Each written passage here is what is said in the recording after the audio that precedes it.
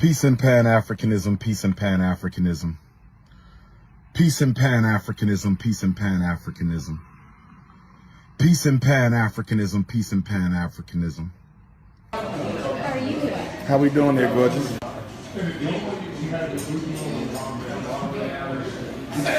All right, I want to try your black-eyed pea hummus. Okay. I also want to do sesame kale salad. Large or small? Large. Okay. And what is tempeh? What is that? Tempeh is cultured soy. It's cultured soy. Let me go with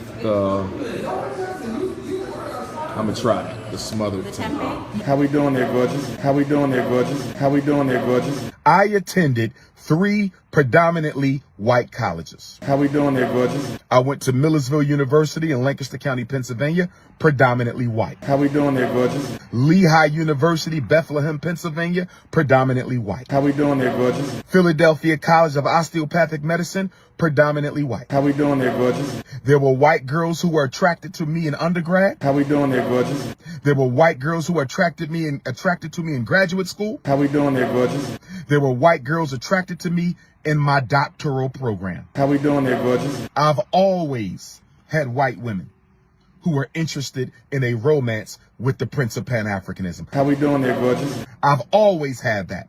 They bought me clothes. They slid stuff under my door. They invited me out to dinner. They offered me cookies from their cookie jar. How we doing there, gorgeous? They left cards on my desk in the middle of class for everybody to see it. Yes, I had white women pursue me at every level of education. How we doing there, gorgeous? Did I date a single one? I did not. Did I disrespect them? I did not. I respect all human beings. I respect all human beings. But I did not date any of them. Were some of them attractive? Absolutely. How we doing there, gorgeous? Some of them were built just like black women. How we doing there, gorgeous? Some of them grew up with black women. How we doing there, gorgeous? Those white women were not unattractive at all. How we doing there, gorgeous? 5'5", thick in the thighs, but they were Caucasian. How we doing there, gorgeous? They were 5'5", thick in the thighs, but they were Caucasian. They were 5'5", thick in the thighs, but they were Caucasian. How we doing there, gorgeous? And I did not have intercourse with any of them. Ever. Ever. How we doing there, gorgeous? Okay? I done found condoms, alcohol bottles all over the place. This is not the drink spot. Cows, horses, chickens. The loosey-goosey. You the loosey-goosey. You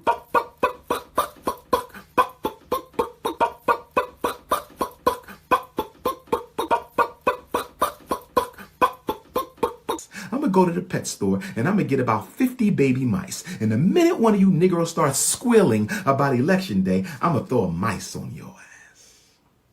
Black pigs. All right, everyone, thank you so much for tuning on in. Cook Crush Chat. I ain't gonna keep you long this evening.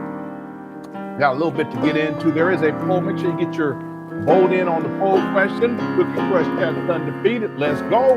FDMG is coming. FDMG is coming. FDMG is coming. It's coming. FDMG is coming.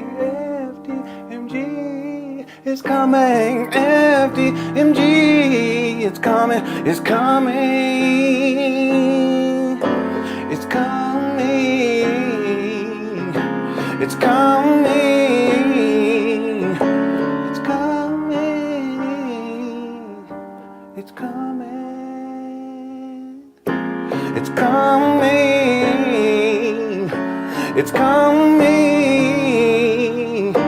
It's coming. Oh, it's coming. FDMG is coming. FDMG is coming. Thought his personality be twerking. It's twerking.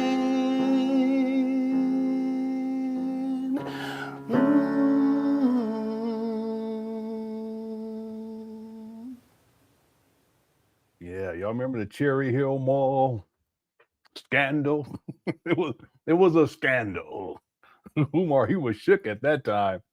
Thank y'all so much for tuning on in, Cookie Crush Chat. I appreciate y'all. Brother Jose is here. ¿Cómo estás? Oh, thank you so much for tuning on in, senor. I appreciate you. 100% real man. Summer Red Tree, Balls of Steel, Joshua. Listen, it's not coming. We all know that. I'll be giving some shout. How's it going, Crystal? How's it going? And BB, hope you're doing all right. And Theodore Rivera, thank you so much. And Sweetie. All right. And Daniel, I know it's a bunch of madness. Drea's here too. Thank you so much, Drea, for being here. I appreciate it. So I have a poll question. I think it's at this point it's apropos to really start thinking about Umar's commitment to opening up FDMG. And this particular live stream is billed as another Umar Johnson history. This will be episode number 2. So we're going to be going back into the archive to 2019. That's where we're going to be the first times or periods or a couple of times that Umar actually went back up there to those abandoned buildings after he made the school announcement in February of 2019. And we can ask the question, and I want to pose the question to you all. How many days out of the year does Umar spend working at FDMG? Now, he acquired these abandoned buildings in February of 2019. So we could say, okay, 2019, how many days out of that year? 2020, how many 2021? What about 2022, 2023, 2024? Here we are in 2025. I just want to, just in general, as an average, what would you guys think? How many days out of the year does Umar actually go up to FDMG and we actually see him working? Now, I gave 3 choices: less than 30 days a year, 30 to 60 days a year. Again, this is an estimate: 60 to 90 days a year, more than 90 days a year. So when we ask the question, what is Umar Johnson's commitment to opening up a school? Shouldn't he be up there at least 30 days out of the year? At least 60 days out of the year? At least 90 days out of the year? That would be 3 months. Should he be there more than 90 days out of the year? You can take any given year and ask that question. How many days out of the year does Umar spend, quote unquote, working at FDMG? Now, when I'm saying working, I'm actually saying when you actually see Umar doing something that is moving this project forward to where things are getting done, moving towards the grand opening, the actual school opening. Because he has the grand opening, which is where people come to see the school, which isn't a grand opening.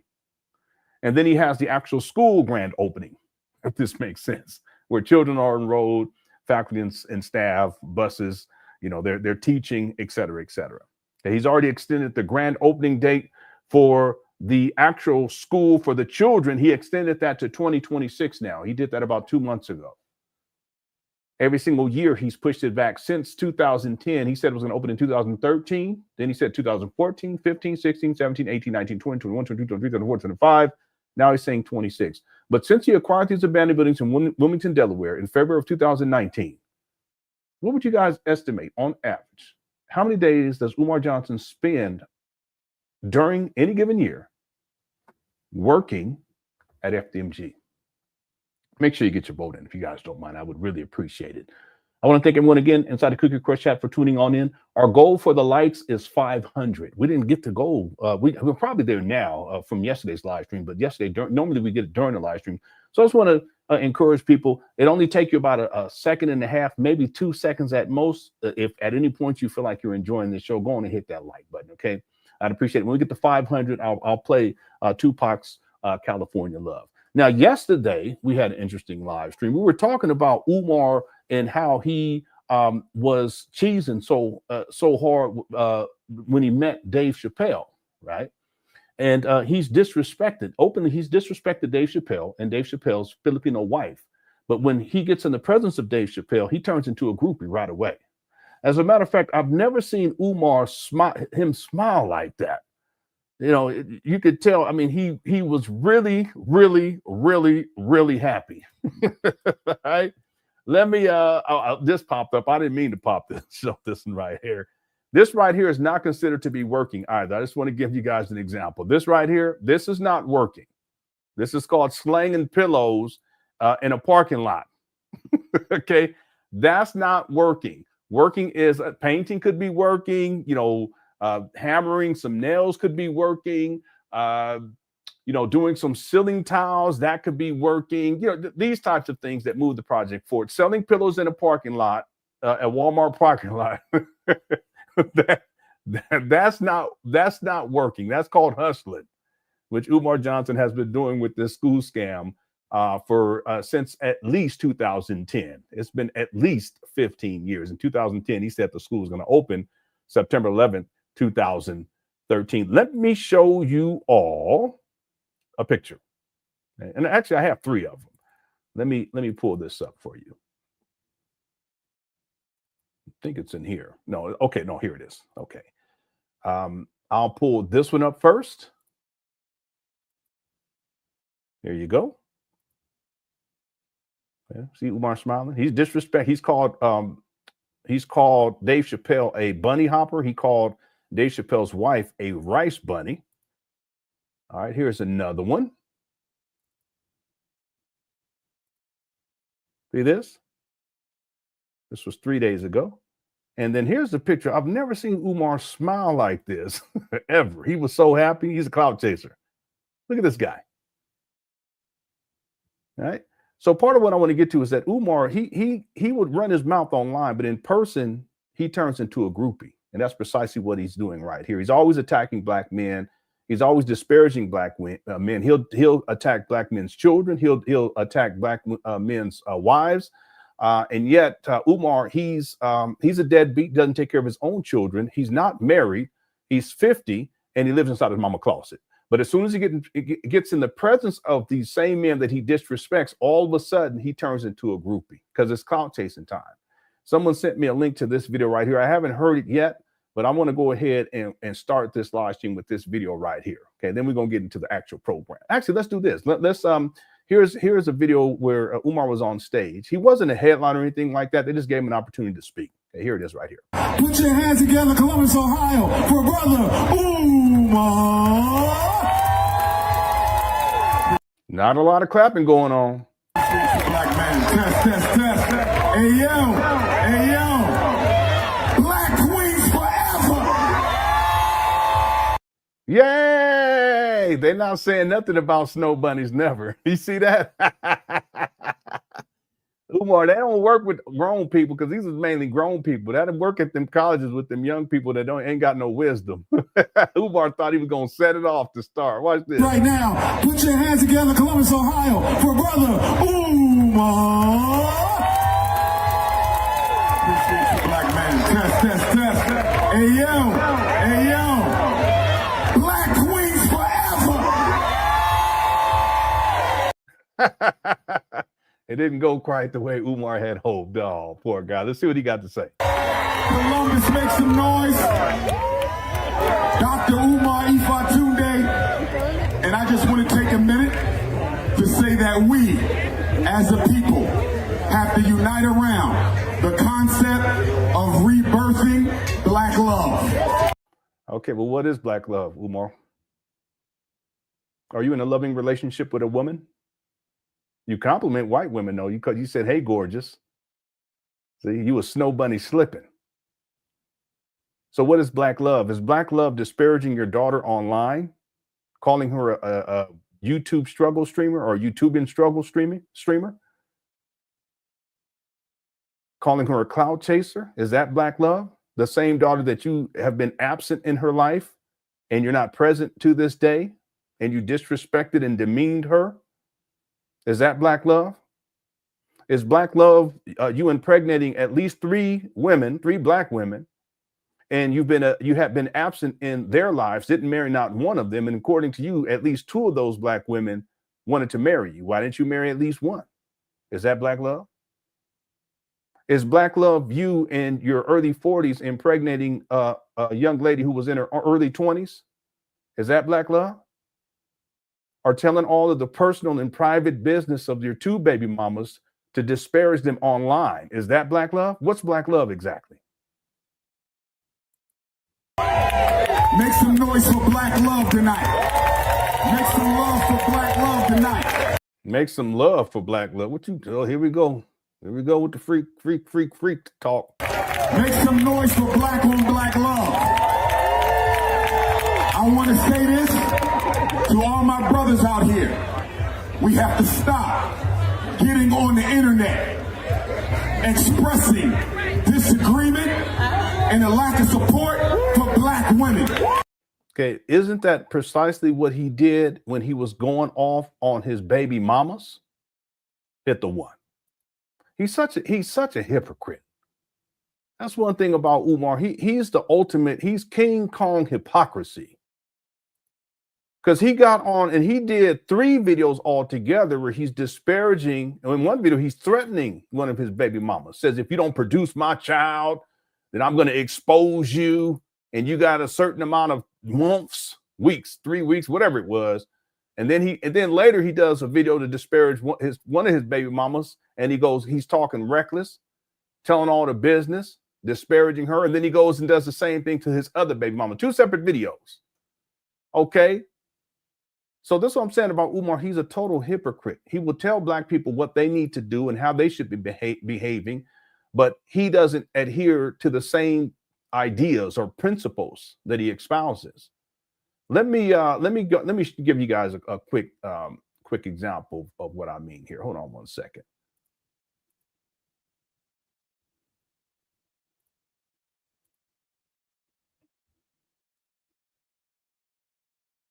Yeah, it's going to take a second. Let me back this up just a little bit.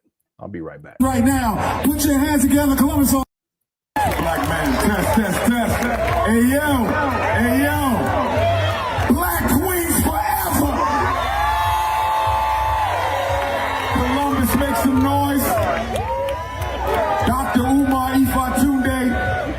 And I just want to take a minute to say that we, as a people, have to unite around the concept of rebirthing black love.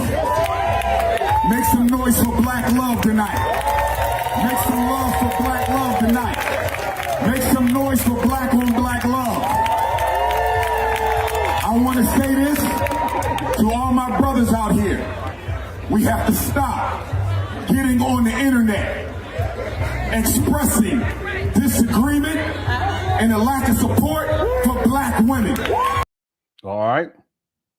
There you go. I'm just going to skip to a part. I'm not going to even look at this clown. He's inside his mama's closet too, by the way. It's Section 8 housing. Taking responsibility. I know for a fact that the evil vegan situation happened just under 10 years after the first situation happened because I had not learned my lesson. As much as I suffered, as much as I was... So he calls his second baby mama the evil vegan. ...was punished with... Excuse me, this is the third baby mama. He calls the evil vegan. Baby Smurf. No, wait a minute. No, it's the second one. The second baby mama, he calls the evil vegan. The first one he calls Mama Smurf. I had not learned my lesson. Because if I learned my lesson that the ancestors wanted to teach me, the evil vegan would have never ended up in the same situation. Both of my daughter's mothers are the same age. Both of my daughter's mothers are the same complexion. Both of my daughter's mothers are born in the same month. Month? Both of my daughter's mothers were on birth control until they decided to conceive without making me aware that they stopped using the birth control.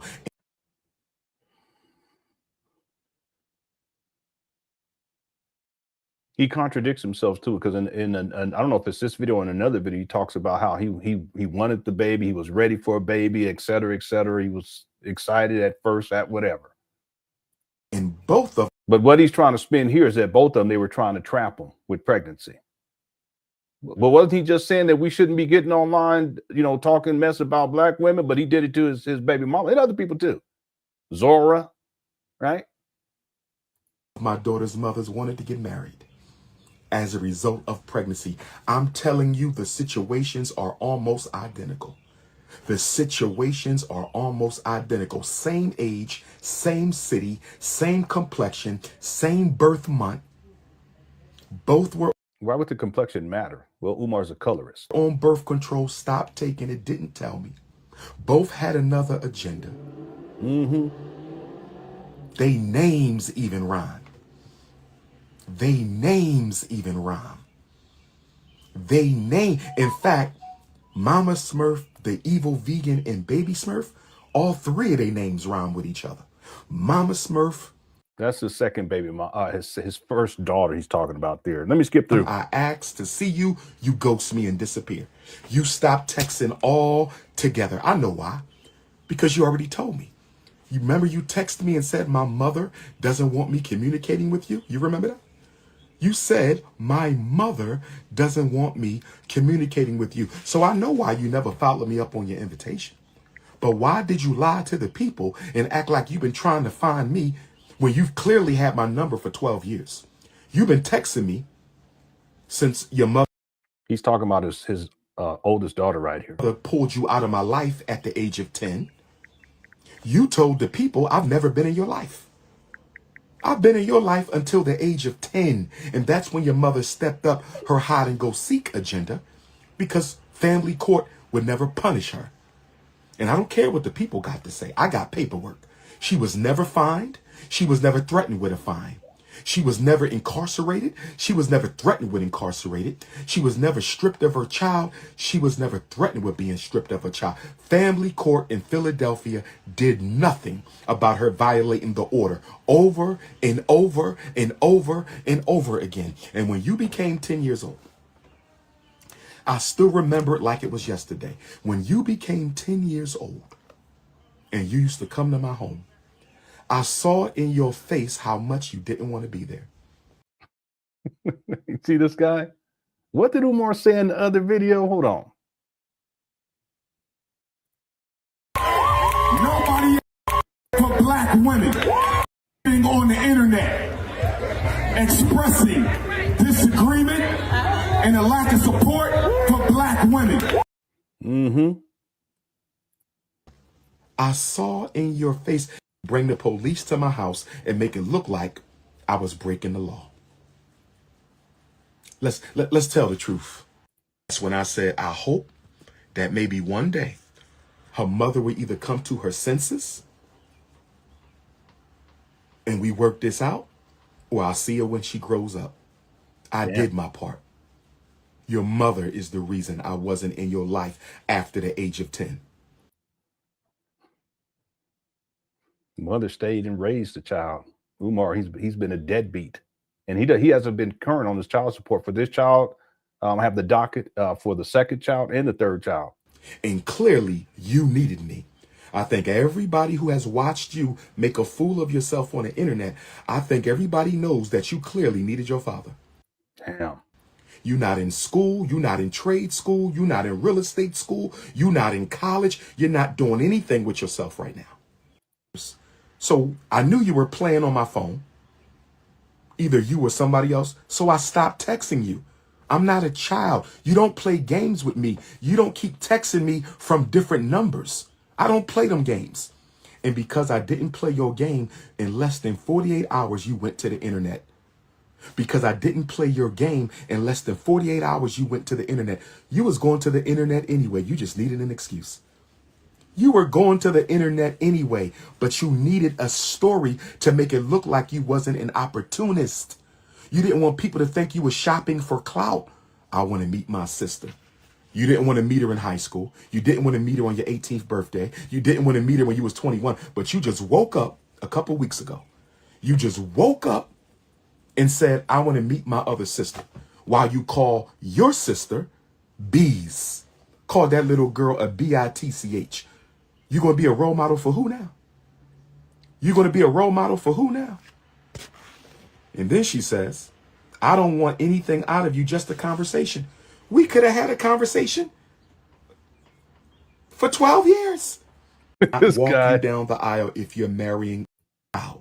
But if you are going to be an adult and we can co-parent, Let's do this. And she said, as long as you take care of your baby, I will never take you to child support. She lied to my face. You lied to my face, Mama. He's so messy. Smurf, you remember that first conversation? You said, as long as you take care of your child, I will not take you to child support. I will not keep you from your baby. And that's exactly what the hell you did. You lied to my face. You knew the whole time you was not going to let me be in my daughter's life. You knew the whole time you was going to take me to child support. She looked me in my face and said, as long as you take care of your baby, I will not take you to child support. I will not keep you from your child. And she did both. And she did both. And she did both. Stay with me. Stay with me. Grandpop Johnson got pictures. He said he got pictures with your daughter and when he can't even see his own baby. Scandalous your mother is. This is how scandalous your mother is. Grandpop Johnson and Uncle John Smurf. And Auntie Smurf connects them to Grandma Smurf. And so Grandpop Johnson, Uncle Johnson, Auntie Smurf, Grandmom Smurf get with Mama Smurf. And they arrange for my father behind my back. This is how scandalous your mother is. This is how scandalous your mother is. This is how scandalous your mother is. Grandpop Johnson and Uncle Johnson gets with Auntie Smurf. They get Grandma Smurf, and they arrange with Mama Smurf to see Dr. Umar's baby behind my back without me not being allowed to see my own child. Let me ask all black fathers a question. If you are a black father, can I ask you a question? If Umar, you're not a father. You're a deadbeat. If you are a black father, I'm asking black men a question. And if anybody want to text me, you know my number, 215-989-9858. 215-989-9858. 215-989-9858. I got a question for black fathers. If you are a father, would you go behind your son's back, knowing he can't see his child? Would you go behind your son's back? Why can't you see your child, Umar? See? Knowing he can't see his child. Would you go behind your son's back, knowing he can't see his child, get with your brother who dated her aunt, get with the grandmom, get with the baby mom, and go spend time with your grandchild against the wishes of your son without your son's knowledge when he can't even see his own baby? Is there any father who would do that? Where the black men at in the chat? Where the black men at in the chat? I'm talking to the black men in the chat. Where y'all at? Brothers, where y'all at? Are there any black men who would go behind their son's back, get with the baby mom, spend time with the grandchild without the son's knowledge, without the son's permission, and doesn't even advocate for his son to see his child, and doesn't even advocate for the son to see his child, and doesn't even advocate for the son to see his child? The elders got together. Isn't that the African way? I guess it is. I guess it is. Without your son's permission, that's not the African way. Without your son's blessing, that's not the African way. Your son can't see his child, but you over there. Your son can't see his child, but you over there. Your son can't see his child, but you over there. And then my brother tells me he got pictures with my daughter in his living room. What the, what? What? My brother told me Grandpop Johnson got pictures. He said he got pictures with your daughter in his house. How in the hell did Grandpop Johnson get pictures with my daughter and I can't even see my own daughter? Can I ask baby mamas, if you are a mother or a grandmother, can I ask you a question?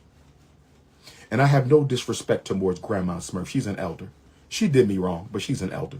Much respect to you, Grandma Smurf. I don't hold no animosity for no relatives, brothers, sisters, aunts, uncle, cousins.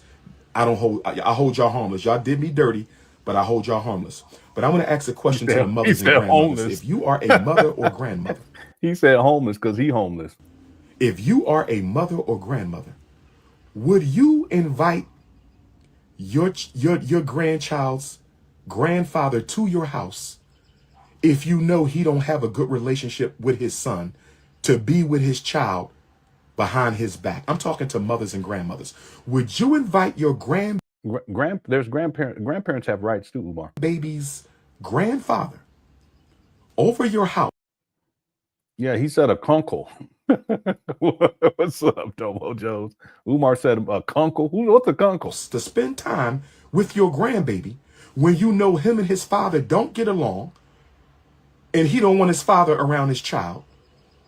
And the baby daddy can't even see his own child. The baby daddy can't even see his own child. But y'all going to bring Grandpa Johnson, or that's what your mother and grandmother did and your grandfather did. Is this black love? See, he does not adhere to his own commands to the black community. He tells black people, he even tell black men that you need to be raising these babies of these single mothers, but he's a baby mama creator and don't even take care of his own kids. He got at least 3 of them. That's what your mother, I'm not going to blame your auntie because your auntie could have been innocent. I'm not going to blame my uncle. My uncle could have been innocent. Should my uncle have told me that he dated my baby mom's aunt? He should have told me that. He should have told me that. My uncle should have told me he dated my baby mom's aunt. It's okay. I was born Jermaine Shoemake anyway. I'm good. I was born Jermaine Shoemake anyway. I'm good. That's a shot at his daddy Jamal, because Jamal changed his name. His original name, Umar's original name is Jermaine Shoemake. His dad changed his name to Umar Ibn Rashad Abdullah Johnson. I was born Jermaine Shoemake anyway. I'm good. But anyway, brothers and sisters, one of the reasons I don't mess with my father,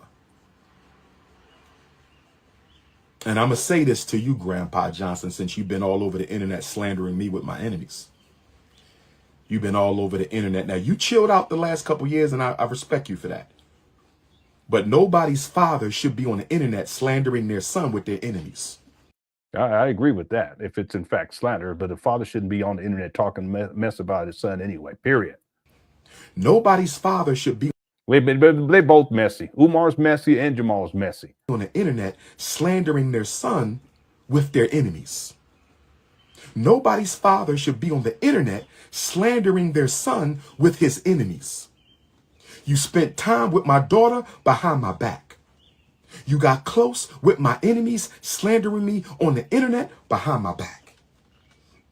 I'm going to respectfully ask you, sir, stay the fuck out of my life and away from my children. I'm not going to tell you no more. I don't mess with you. Umar's not even present in his own children's lives. But for him to be talking like this, where's the black love here? This video is from March 30th of 2025. It's about 2 months ago, right? I do not mess with you. Stay out my life. Stay away from my children. I'm not going to tell your ass no more. Now, let's continue. This video goes on for an hour, and then he does a follow-up video where he's just telling all the business, going off on his baby mamas. Let's get back to the original video. Here we go. Disagreement and a lack of support for black women. Yeah, he's just doing this. That's what people call simping. That's what he's doing right here. Real quick, Lewis Suck says the many faces of Umar, you can see his appearance change, his weight fluctuates, and his face changes depending on his mood and drugs. Yeah, he takes. Yeah, he's up and down. He's emotionally unstable. He is. Even in the video that we were just watching, he'll be calm for a little bit, and then he'll go to 100. You know, and then he'll calm back down, and then he'll go to 100. He did the same thing in the SETI rant, which is the all-time rant for Umar. You know, he'll try to keep his composure, but then he gets revved up, and then he goes crazy, right? He rages. What's the term?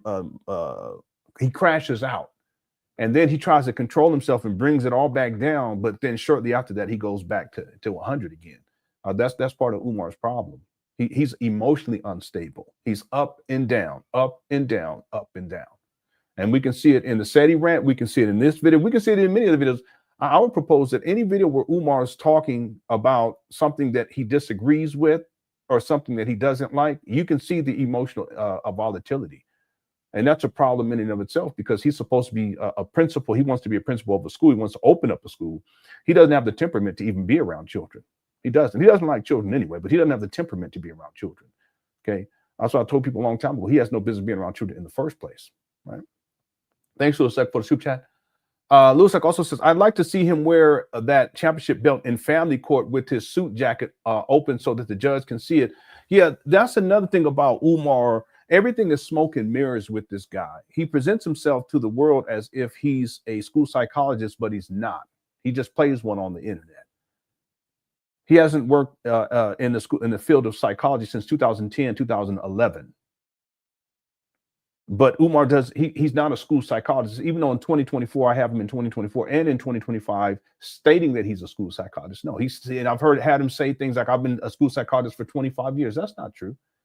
We've already gone through the timeline to show the period of time that Umar was working as a school psychologist, and this was between 2001 officially in the Philadelphia School District. The prior year he started his 1 year internship in 2000. Let's just say, let's give him benefit of the doubt. 2000 to 2010, 2011, and it wasn't consistent either, because there was a time where he was specifically working for the Philadelphia School District, but he was causing so many problems in the Philadelphia School District that he had to go, quote unquote, as he calls it, independent, private practice, and then he starts working for charter schools. He ended up getting fired from Compare Charter School at a certain point because he was causing problems. There was litigations associated with. Anyway, by the time we get to 2010, 2011, Umar gives up his career as a school psychologist. So, give him the benefit of the doubt. 9 years. That's it. But he says 25. See? Umar pretends to be all of these things. Just like in this video, he's pretending to be, the optics of it is, I'm confident, I'm the champion, I have the championship belt.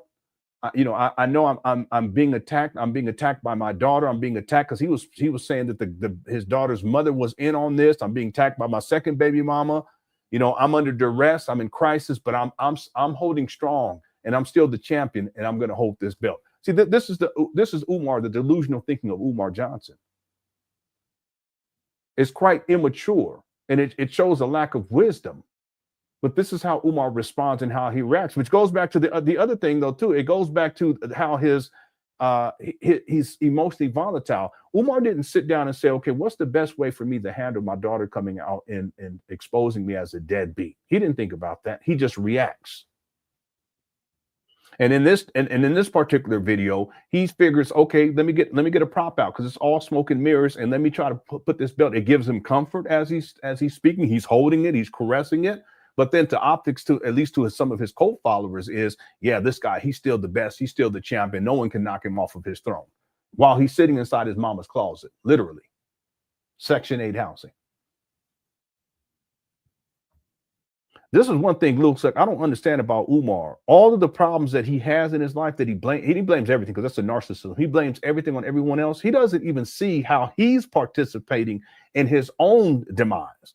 He doesn't see that all the stuff that keeps coming back to biting is the consequence of his actions. It's the consequence of his behavior, online and offline. But in Umar's mind, okay, because Umar, he thinks everyone's out to get him. It's everyone else is attacking him. It's everyone else's fault. It's everyone else's fault why the school's not open yet. It's everyone else's fault why he can't get the HVAC going. It's everyone else's fault why he can't, get the tiles done inside of the bandos. It's everyone else's fault because they're trying to sabotage him. That's Umar. Thanks, for the super chat. Akeem says, can you remix Earth, Wind, and Fire September with an FDMG inspired version entitled Open in September? Because it's definitely opening in September 2026. Listen, the school is supposed to open January of 2025, February of 2025, September of 2025, August 21st of 2025. And then now Umar is saying September of 2026. It was all supposed to open in 2014, 2015, 16, 17, 18, 19, 20, 21, 22, 23, 24. Another thing, real quick, Akeem, it's amazing how Umar picks these random dates to open up a school. Why would you open in February? Why would you open in January? One time, a couple of times actually, he said in December, more than a couple. He said December for Kwanzaa. Why would you open school in December? Children are on Christmas break. What you mean they're going to come to school for a week and then they're going to go on Christmas break? And then why would you start the school year midway through when the normal school year, for other schools would be? This makes sense? It doesn't make sense. The point is that Umar's all over the place. And Earth, Wind, and Fire ain't going to help him. I wish Earth, Wind, and Fire could, but it's not going. Earth, Wind, and Fire ain't going to help him with this. The school it's not going to open. And furthermore, Akeem, Umar has admitted that the school will not be accredited. So it becomes a moot point. All of the antics what Umar's talking about the school, it means absolutely nothing because he already admitted that it won't be accredited. So what's the point in all of this? Well, I know what the point is. The point for Umar is to get money. He's a con man. He's a scammer. Yeah, real talk. Thank you, Akeem. Full soup chat.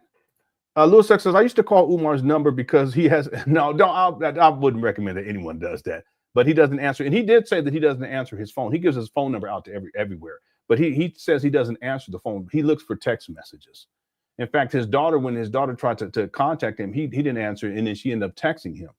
Okay, and she had asked for him to respond, but he wouldn't respond back to her at a certain point, and that's when she decided to go public. See, because she found out, she didn't know this. She found out that she had Umar had at least one other daughter, and she never knew about that. Someone online told her that. So she starts the process of trying to find out who her sibling is. She doesn't know that she has at least two other siblings. Umar, he's just a baby mama creator. There's quite a few men who live like that. They're sexually promiscuous. They're out here and they're running through these black women and they impregnate them. They don't commit to them. They don't marry them. They don't deal with the children consistently. In some cases, they're completely absent. And then when they put on child support, they cry like Umar. And then they don't even pay child support like they're supposed to. Understand that Umar, he's paying child support when he pays it because he's had his driver's license revoked. His docket is extensive. They've called him in with bench warrants for all three baby mamas. For years, this has been going on. And when he had a job, wage attachments. But see, what has happened is that Umar, he set up this situation with FDMG as a nonprofit where he's claiming that he's not paying himself with the donation money.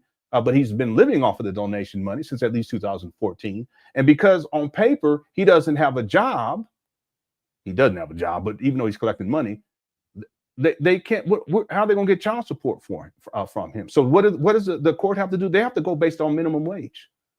So Umar is paying bare minimum, even though he's raised millions of dollars. What kind of man?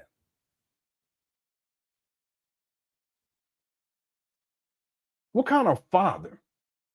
But he has everything to say to black people about what we need to be doing and how we need black love and all this other stuff. The point is that because he didn't contact her, she went to the internet because she wanted to find out who her sibling was. This is all Umar's fault. He's messy. He disrespects her. He chastises her. He tells his followers to flood her inbox. Anyway, we're gonna leave it right there. You should order 5. No. Y'all don't do that. Okay, thanks. Like, don't be ordering no food more. That's crazy. The other thing too is that, and it gets to the question: how is Umar going to be up at these bandos, these abandoned buildings, 30 days a year if he's traveling most of the time, like right now? Or 60 days out of the year when he's traveling all over the place, like right now. Okay, we got 465 votes. Make sure you get your vote in for the poll. The poll question is, how many days out of the year does Umar spend, quote unquote, working at FDMG? Right now, 81% says less than 30 days a year. 8% says 30 to 60 days a year. 3% says 60 to 90 days a year. And 7%, and I don't know, maybe these are Umar Johnson fault. Y'all delusional. 90 days out of the year, because that would be the equivalent to 3 months. He's traveling overwhelmingly. He's traveling around the world throughout the year. It's not even close. You can even look at the videos where throughout each year, you can go 2000, 2019, 2020, 2021, 2022. You can go year by year and look at how many times you even see him up there working. No, it's not 90 days. It's not 3 months. Not even close. Right? So go ahead and get your vote in. And if you're enjoying the show, go on and hit that like button. I'd appreciate that too. Thanks, Louis, for super chat. Also, SH Play 2 says bad parenting by putting this online. Yes, but Umar has a history of this type of behavior. There's a lot that Umar has done. And not just with his daughter. The SETI rant was a horrible move for Umar to put online. The Zora rant was a horrible move. For Umar, when he did the sex crumbs, I apologize. The baby, the pajama mama, I should pull that up. Just as another example of Umar disrespecting black women. When he did that rant, that's not a good move. Is Umar's not a parent in the first place, therefore he is a bad parent. But the thing is that how he has behaved and how he has treated his daughter online proves that he's a bad parent. And it's bad parenting for him to put this online in the first place. But see, Umar, he's not a critical thinker in these regards. He's not a strategist. He's reactionary. He calls everybody else a reactionary, but he's the reactionary. Something happens and he crashes out, and then this is the result. And then he wants to blame everyone else, as if his decision to go off on his baby mama, to go off on his second baby mama, to go off on his oldest daughter like he did and disparage him and the grandmothers, even though we're talking black love, that it's everyone else's fault. It's their doing. No, it's always Umar. Umar is always the common denominator. And part of the reason why this has come to pass with his daughter coming out to speak out against him like this, or at least expose him as a deadbeat, was because he was a bad parent. And he's still a bad parent. He's a bad parent for how he reacted. He's a bad parent for not paying child support. Umar does not have any emotional connection to his children. In his own, I'm talking about Umar as a person. He doesn't have any emotional connection. There's some people out there. He doesn't feel as if he has to support them. He has to talk to them. He has to guide them. He has to protect them. And yet he gets online, or he gets up here on stage talking about black love and try to tell black men what we need to be doing. See? He's a bad parent. Real talk. Thanks, SH Play 2. User 225 says, once your doc drops, we shall post hella shorts. Yeah, well, it's going to be hours. It's probably going to be 6 or 7 hours or something like that. Thanks, user 225. Okay, where were we? I was playing. Oh, I was going to pull up. Let me find the Pajama Mama video. Actually, let me go back to this because I don't even know what that video was called. Let me go back to the video we were watching and I'll see if I can find it, just as another example. Here we go. Nobody else does that but us. I want to say this to all my brothers out here. We have to stop getting on the internet, expressing disagreement and a lack of support for black women. Nobody else does that but us. Nobody else does that but us. We have to lift them up because our community goes no higher than our women. Yeah, this is just Umar, what they call simping. He don't believe none of this. He actually sees you black women as a sexual resource and a financial resource. Okay, this is what you call, he's pandering. He's pandering. He's running game. Probably he's trying to see if he can get some of these women to give up the draws after this function. That's really what this comes down to. He's a predator in this way. Is the honor. She is the throne. She is the integrity. Yeah, but we just heard him talking about his baby mama, his baby. Well, at least he was talking mainly about one of, but he did 2 videos where he's going off on his baby mamas. Here's some of the clips of the other one here. Peace and Pan Africanism, peace and Pan Africanism. And if you get her, is the loss of the child. With my first baby, that man to death. She loves him. She absolutely loves. First loves, married, divorced. They lost a child through a tragedy, no fault of their own. Rest in peace to the princess. See this? Talk about his baby mama. This is all is strategic by Umar, bringing up the death of the child. And say you was right or wrong. I don't know your side of the story. It's none of my business. I'm only telling it because it's part of my business now. After the ex-husband gets the girlfriend pregnant with a female child, after the ex-husband gets the girlfriend pregnant with the female child, he decided to marry her. The evil vegan went from hurt to trauma. When the ex-husband decided to marry the girlfriend who he impregnated with a female child, he eliminated forever the evil vegan's dream of reconnecting with her husband and having another daughter. He shattered it. He shattered it. He shattered it. This guy is nuts. Can you believe this guy? If he never impregnates that woman, all due respect to her, if he never marries that woman, we probably would not have a daughter right now. If he never impregnates his girlfriend, if he never decides to marry his girlfriend, we never have our beautiful baby. And I thank God for my daughter every day. She looks just like her father. Yeah, and he's absent too in her life too. Deadbeat from the beginning. Baby Smurf looks just like her mother. I love her just the same though. I love both my daughters the same. But the princess of Pan Africanism looks just like Dr. Jermaine Shoemake. She looks just like Dr. Jermaine Shoemake. So anyhow, I didn't know all this. I didn't know all this. I didn't know this. So we go to the first prenatal appointment, brothers and sisters. I want to take you back to October of 2010 when I took over the global Black consciousness movement.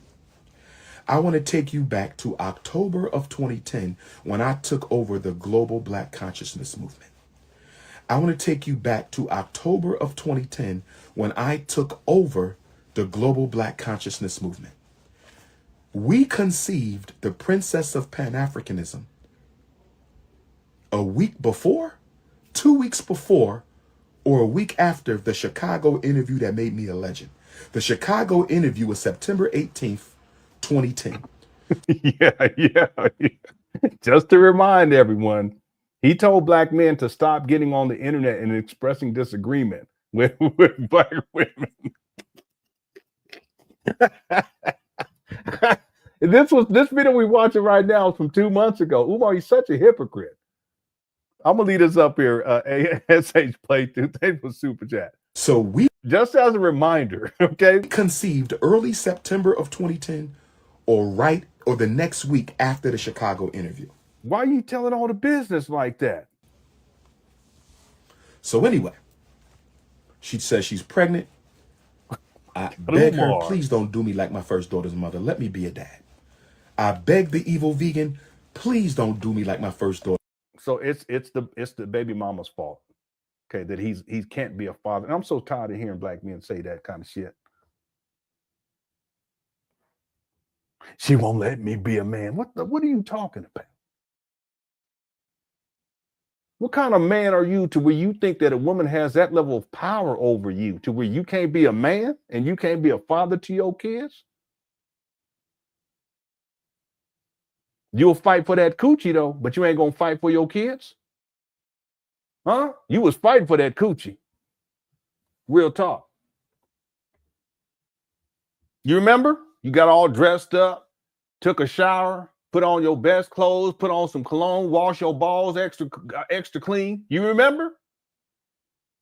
You was running all that game. You was fighting for that cooch.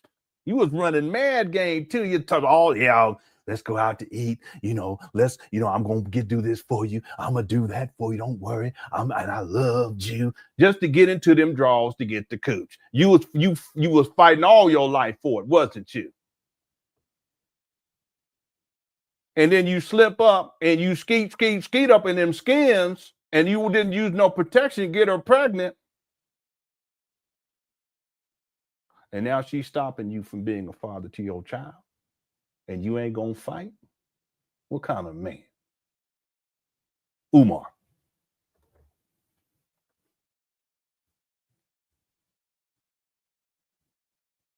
I'll tell you like it needs to be said. When you was up in there,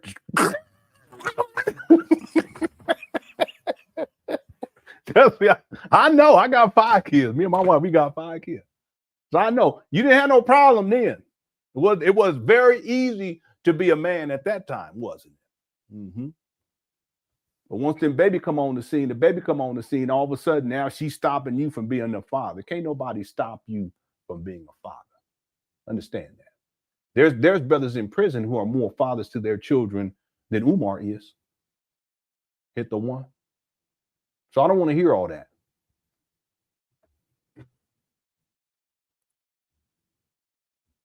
His mother, let me be a father. I beg the evil vegan, please don't do this to me. Let me be a father to my child. She says she wouldn't. We know how that ends up. So we go to the first doctor's appointment, me and the evil vegan. She picks me up. I think she's driving. Why is she driving and she's pregnant? You see what I'm talking about? What kind of man? Why she got to pick your bum up? Let me stop. Y'all need to pay attention. You Umar Johnson followers. See, he's such a hypocrite, but he's talking all this black love and stop getting on the internet and expressing disagreement. Hold on. Let me let this play a little more. I drove with her, but I could have drove, but I drove with her. Uh-huh. We do the first prenatal. You probably didn't have a car at that time, probably. That's what I think. Because you only own one car in your life. Everything else is rentals, including the rental car for your school scam. You use the donors' money for rental cars. Month number 1, pregnancy number 1. And I had planned to go to every prenatal just like I did with my first baby. I had planned to go to every prenatal. You lying. We come out of the first prenatal appointment. We're sitting in her car. Dr. Umar, the evil vegan. Dr. Umar, the evil vegan. Dr. Umar, the evil vegan. And she says, can I ask you a question? I said, sure, baby. What's your question? Can I ask you a question? Sure, what's your question? And this is her question. I need y'all to listen to me. Listen, listen, listen. She said, I'm working on a movie on my life. There will be a Dr. Umar movie. I'm going to write it up. I'm going to pitch it to Tyler Perry. Let's move on. Anyway, let me just skip through. She said, no problem. I'll have them ready. Contempt, the judge calls her down and tells her, don't do this anymore. No punishment, no fine, no arrests. What are you talking about? The police do not arrest women in Philadelphia if they don't let you see your child. That is a lie. Stop getting on the internet and expressing disagreement. I run into Grandma Vegan. Here he go. At the veggie fruit produce up. I thought he was going to say the veggie fish fry. You know who are we telling stories? I met Grandma Vegan at the veggie fish fry. There, what is that? Wayne and Germantown and Shelton or something. I run into Grandma Vegan one day, right? And Grandma Vegan says, hey, Umar. I ignore her. Grandma Vegan speaks to me again. She says, hey, Umar. I ignore her again. See how petty he is? Umar, stop getting on the internet expressing disagreement. Grandma Vegan speaks to me again. Hey, Umar. I said, I'm not speaking to you. She said, why? I said, because your daughter don't let me see my child. You know this, and you don't do nothing about it. She says, I didn't know she wasn't letting you see your child. Yes, you did. Yes, you did.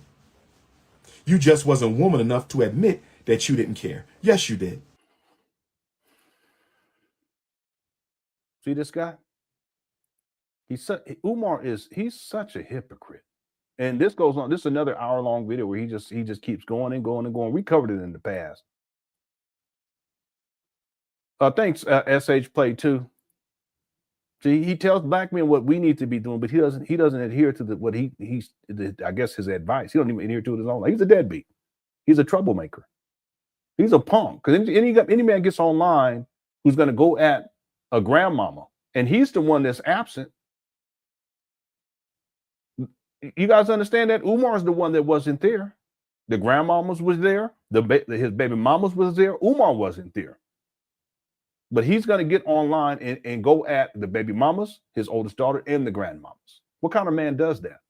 Thanks, SH Play 2 for super chat. Says Umar knows that he's a crook, and he also knows that plenty of pro blacks support black crooks. part of the issue, and I've talked about this. If I don't really use the term pro-black, what I like to use is the black conscious community, but in essence, it's the same thing. So the black conscious community, I'm talking about the internet-based black conscious community. It's littered, it's infested with crooks, scam artists, con men. A lot of these individuals have criminal records, and it's not just men, it's women too. They have criminal records. And so they go to the internet because they can't make it in the real world. I guess some of them could, but it's easier to go online and present themselves, as in Umar's case, as this scholar. He's not a scholar. As a school psychologist, he's not a school psychologist. As a therapist, he's not a school therapist. He's not a therapist. He has his followers thinking that he's a psychiatrist. You guys would be amazed at the type of comments that he's a psychiatrist, so he knows what he's talking about when it comes to medication. No, he's not a psychiatrist. What are you talking about? See, but he has people believing because he's always giving advice about the Ritalin and all this other stuff. Like he knows what he's talking about. He's none of those things. What he is a deadbeat and a crook he's stolen $2.7 million as a lowball figure. I can prove 2 million based upon his own words and lies, which is convoluted because he lies on himself. He doesn't even have the figures right. One year he's saying he has 700,000. Next year he says 750. Next year he says 1 million. Then he goes back down to 700,000. Then he goes up to 850,000. And then since that time, he has reported to the IRS that he's collected about $300,000. $300,000, which would put him over 1 million. But then in 2024 and 2025, he tells people that he hasn't collected 1 million. He's all over the place because he's a crook. But the black conscious space, the internet black conscious space, is infested with crooks, con men, and scam artists. Real talk. Now, thanks, Seth, for the super chat. Appreciate it. User 225 says, if she's such a gift, why not mention her for 20 years? Because he's been absent. See, I want people to think about this. Has anyone ever heard Umar tell a story about his daughter? And what I'm talking about, not outside of him going at her and disrespecting the mama and expressing disagreement. I'm talking about a story, today, me and my daughter, we went to the zoo, we went to the park today, I picked her up from school, we went out to eat. Has anyone ever heard that? I'm not talking about when Umar's going off and telling all the business and making up lies and chastising his daughter. That's not what I'm talking about. I'm talking about out of all the years of Umar being online, have you ever heard him tell a loving story about how he's interacting with his daughter consistently? Any of his children? I'll wait. See, it's not until his daughter comes out and exposes him as the deadbeat that he is, that now he starts telling stories about what he did for his daughter way back when the daughter was young. Because according to Umar, I believe he said in and around the time that she was 6 or 7, he was gone. And he was causing all kinds of problems prior to that with the baby mama and all this stuff. He's a troublemaker. He's emotionally unstable. He is today at the age of 50. Can you imagine how old when he was 28, how he was acting with the first baby mama? When he was put on child support with the first baby mama. He met the first baby mama in 1999 when he was 25. He was a graduate student and she was an undergraduate student. And he was supposed to be the person who was looking after the undergraduates.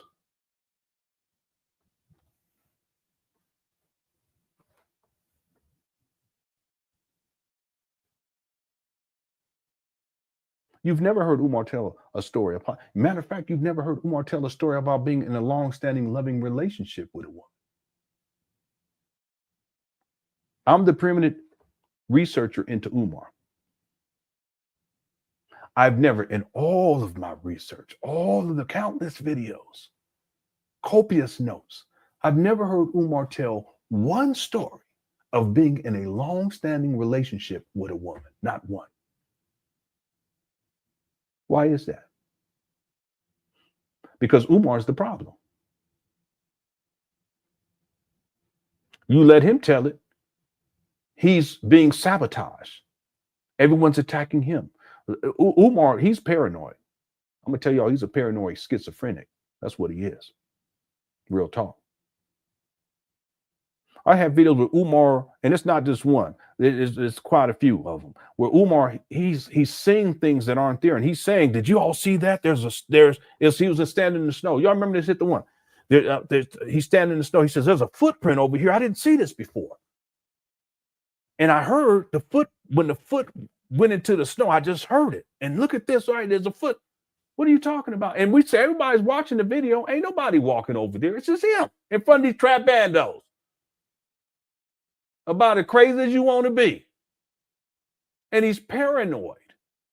That's why when he told the story about the birth certificate, when the baby mama was asking, I think it was the first baby mama was asking to sign it because he wasn't even there. She had to call him at night to come and sign it, which means because they pulled out that birth certificate right after the baby's born. They don't wait another day or a week. Umar wasn't even present for the birth, as he says. She has to call him to come sign the paperwork, and he don't want to sign it. And she's like, "Why are you all?" And he's telling this story. Why? And she was saying, "Why you always think someone's against you and out to get you?" I'm not. Well, that's because he's paranoid. He's a paranoid schizophrenic. He's also a narcissist.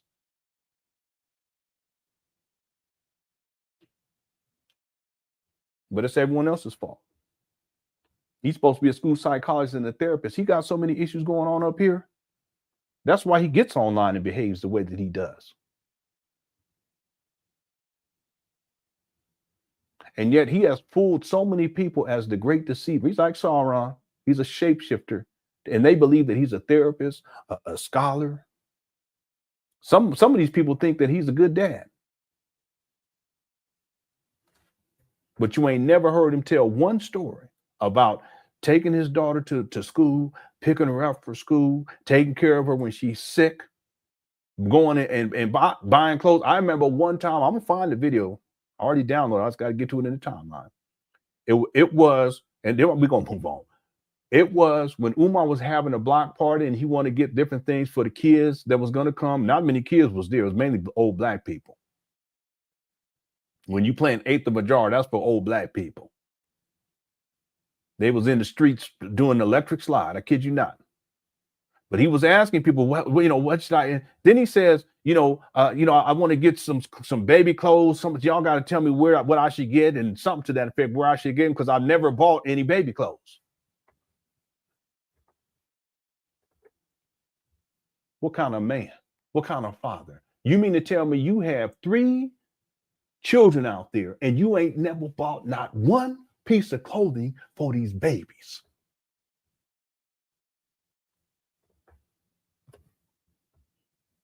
And then he got the nerve, while he living in filth, literally, because he's a hoarder. I already showed the videos many times.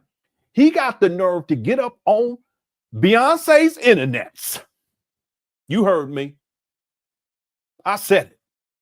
And sell onesies to black people for the babies. So you can sell them to make money. Sell onesies to black people to make money, but you ain't gonna go put no money down to go buy some clothes for your own babies. What kind of man?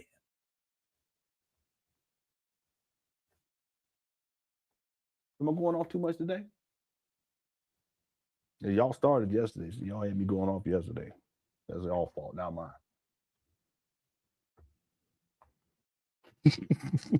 Yeah, I've been wanting to say that for a long time. I finally got an opportunity. I finally got an opportunity to do that. No, I'm serious. No, seriously, he was selling baby clothes.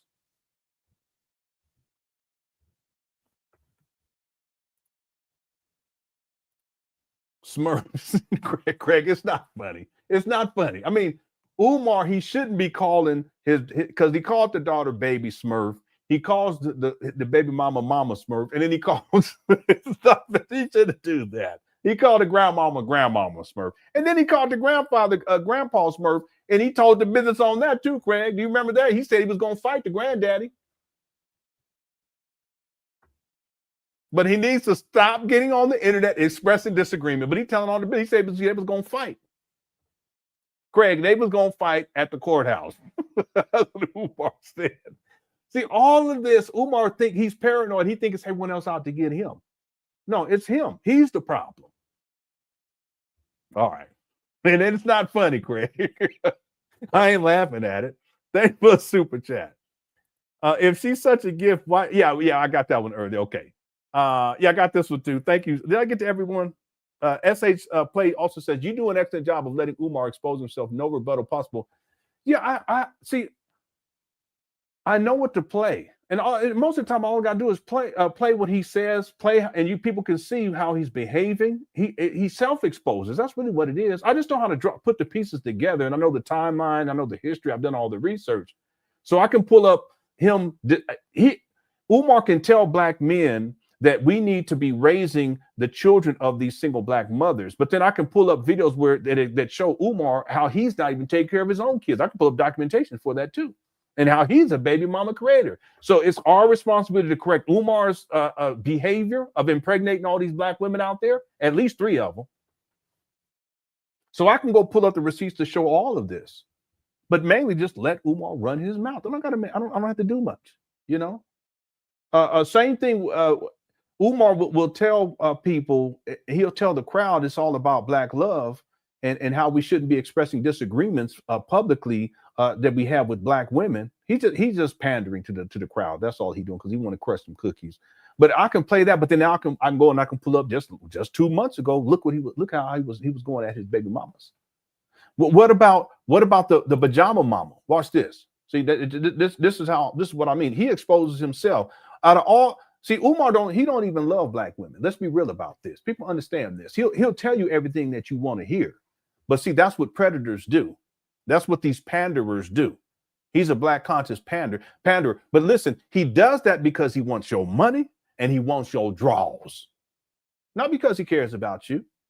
See, if he cared about black women, he wouldn't do his daughter like that. He wouldn't do these baby mamas like that either. He would have been present in their lives. He would have married a black woman by now at the age of 50. It don't make no sense. Listen, if you serious, you want to have a black woman, you want to be married to one, you don't have no excuse as a black man. You really don't. If you really want one.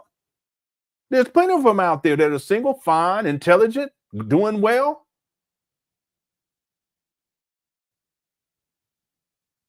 Unless you really don't want one. And if that's the case, that's fine too. Just don't be getting on the internet telling people that's, I want 2 wives and blah, blah, blah. Listen, let me tell you why Umar wants 2 wives. And there's 2 reasons. Then we're going to pull up the pajama mama and I'm going to prove my point again. Umar wants 2 wives because he was raised Islam, a Sunni Muslim. And I can pull up an article that he wrote back in the day when for the school newspaper when he was I believe he was an undergraduate at that time, if memory serves me correctly. It was at Millersville University. And in the article, Umar's talking about polygamy. But it's coming from the vantage point of Islam. Okay, there's a cultural context for that. There's a religiocentric context for that. But here in the United States of America, for your average black man, there is no context for that except pimp culture.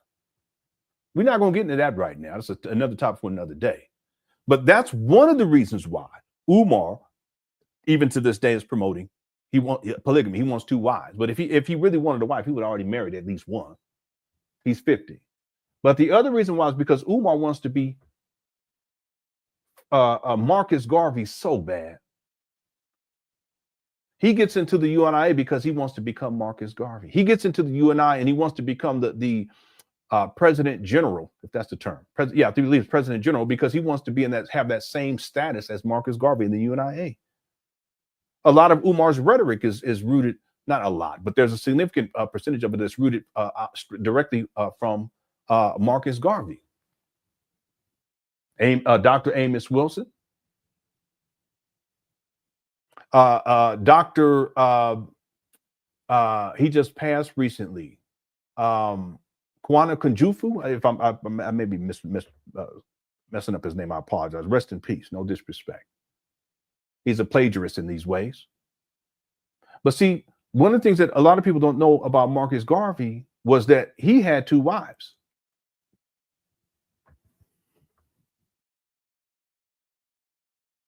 And Umar, because he wants to be on that level, He wants 2 wives.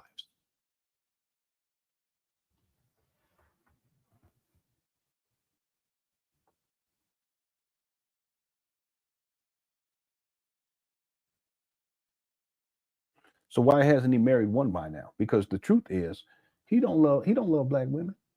He sees black women as a resource, nothing more. And he exposes himself over and over. Let me give you another example right now. Check this out. This is from October 3rd of 2023. Peace and Pan Africanism. Peace and Pan And thanks to SH Play for the super chat. I appreciate it. Listen, watch. I don't have to say anything. I could just let Umar talk, and he exposes himself every single time. Real quick, I have it inside my notes. Inside of this video, he defends abusers like Bill Cosby. He states that all white people are racist, which he's done many different times. He gives these conspiracy theories. He says the darker the berry, the sweeter, talking about the cookies, the vajayjay. He disrespects black women. He sexualizes black women. He expresses colorism towards black women. He talks about the cookies or the vajayjay and the cookie colors. And then he goes on a pajama mama rant. Let's go here. We're going to go to the 1 hour and 13 minute, 37 second mark. Here we go. I apologize. I have to play this part just to show you guys how delusional this guy is and how much of a liar this guy is. This guy will lie on McDonald. Damn. Umar, I don't mean to get, it's part of the show. Why you got to lie on McDonald, bro? If you're gonna lie on Taco Bell, I get it. Wendy's, lie on Wendy's, Taco Bell, I get it. Popeyes, but don't be lying on McDonald. Y'all like, Lenon, what are you talking about? Well, watch this. Show you how much of a liar this guy is. Don't tempt me. I'll show up in the courtyard of Howard University at Coppin State, Morgan State, Bowie State, Dell State, UMES with a bullhorn. Don't make me pull a Marcus Garvey outdoor lecture in the middle of the college. I'm going to pull up to the Black Greek stomp yard. Shout out to the Black Greek fraternities and sororities. Shout out to the Black Greek fraternities and sororities. Don't make me pull up outside with the bullhorn and just go in on some Garvey type energy. Don't make me pull up with the bullhorn and go in on some Frederick Douglass type energy. Why aren't your celebrity friends funding your dreams? I'm going to let you meditate on that question. I think the question is very obvious if you know me and you know them. I'm going to let you meditate on that question because I think the answer is very obvious if you know me and you know them. Shout out to the live alkaline water. Get your live alkaline water. See, Umar like to pretend like he's healthy and health conscious. He's not. Water. Get your live. See him sniffing? That's that withdrawal. Live alkaline water, brothers and sisters. Get your live alkaline water. Get your live alkaline water, King Kong. Yeah. Yeah, you remember that, D? It's crazy. Watch this. Just cut it out. Cut it out. Don't do that. I pulled up at about 11:30 last night. I don't know how this got in my hotel room. I don't know how this got in my hotel room because I know I didn't stop at McDonald's. I don't know how this got in my hotel room because I know I didn't stop at McDonald's, brothers and sisters. I'm telling you, I have no recollection of stopping at McDonald's. I don't know how this got in my room. Somebody put this in my room last night.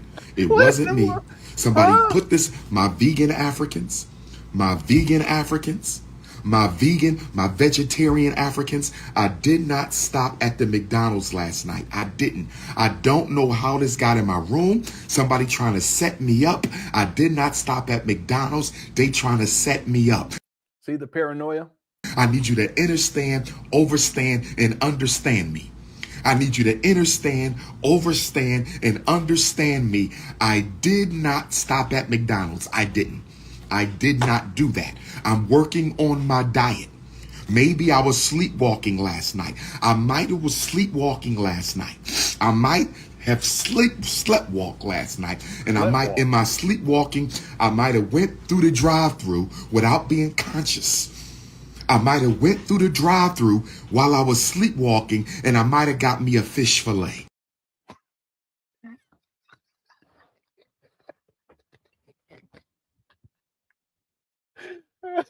he know the menu too. I got this other video where he know the menu. He do. He said, I got a fish fillet. Okay.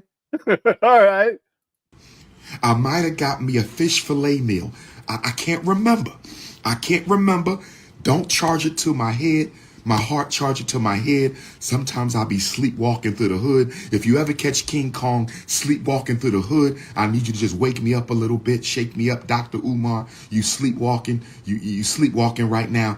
I think I might have accidentally was sleepwalking and I walked through the McDonald's drive-through and got a fish fillet meal because it was 11:30 at night. I was kind of hungry. I was tired and I might have accidentally had a REM sleep, a deep REM sleepwalk, and I might have accidentally picked up a fish fillet. Charge it to my head, not my heart, vegetarians. Charge it to my head, not my heart, vegetarians. Charge it to my head, not my heart, my vegan Africans. Okay? I thought I was dreaming, but I might have been sleepwalking because I woke up and this was in the bed with me. I woke up and this was in the bed with me. So let's get back to the message. You see what I mean? I'm going to get it out my system with the alkaline. I'm going to flush it out with the alkaline water. I'm going to flush it out with the alkaline water.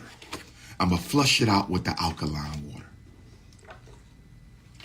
Now, I want to show you. I'm going to flush out the fillet of fish. And then I'm going to go to the Pajama Mama. Let's go to a video from 2023, January 23rd of 2023.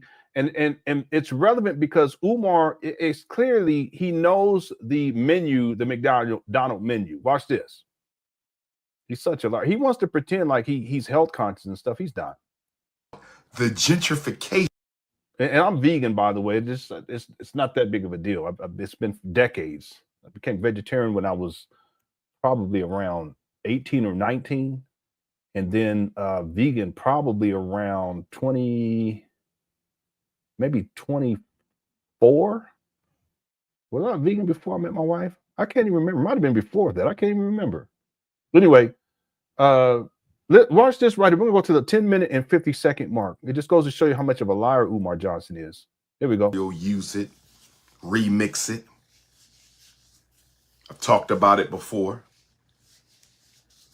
And when I discuss things, my talking points end up coming out of everybody's mouth as if it was theirs. He's the plagiarist. Don't use my talking points. Get your own intellectual material. But Google is laying off thousands. Microsoft is laying off thousands. Amazon is laying off thousands. Twitter is laying off thousands. Facebook. How's it going, Virgo child? What's y'all's favorite thing on the McDonald menu? Go on, put it in there. When I was a kid, we rarely got it, but every once in a while, I used to like them apple turnovers. That's what I used to like. Facebook, Meta, laying off thousands. Even McDonald's. Even Mickey D's. Watch this. Is laying off thousands of employees. Now, when McDonald's starts laying off employees, when the Big Mac and the apple pie and the fish fillet, when the McNuggets and the Blizzard and the Shamrock Shake start laying off workers, you know you got a problem.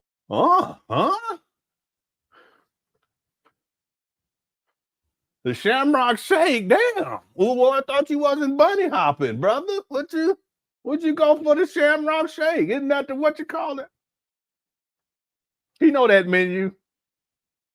The apple turnovers and the French fries and the double burger with cheese with extra mayo and the Shamrock Shake. And I don't even know what else they got there. What else? The chicken nuggets.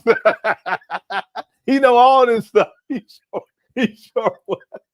He start doing his hands like this. And the Big Mac. Did I say Big Mac already? Yeah, Umar, you said it already. Let me just say it one more time. Umar, the Oreo McFlurry. Huh? So what is that? He sure do. He sure do. I need me a filet of fish and a St. Patty's patty. hot and spicy chicken, McChicken with sweet and sour sauce. That sounds like a real thing.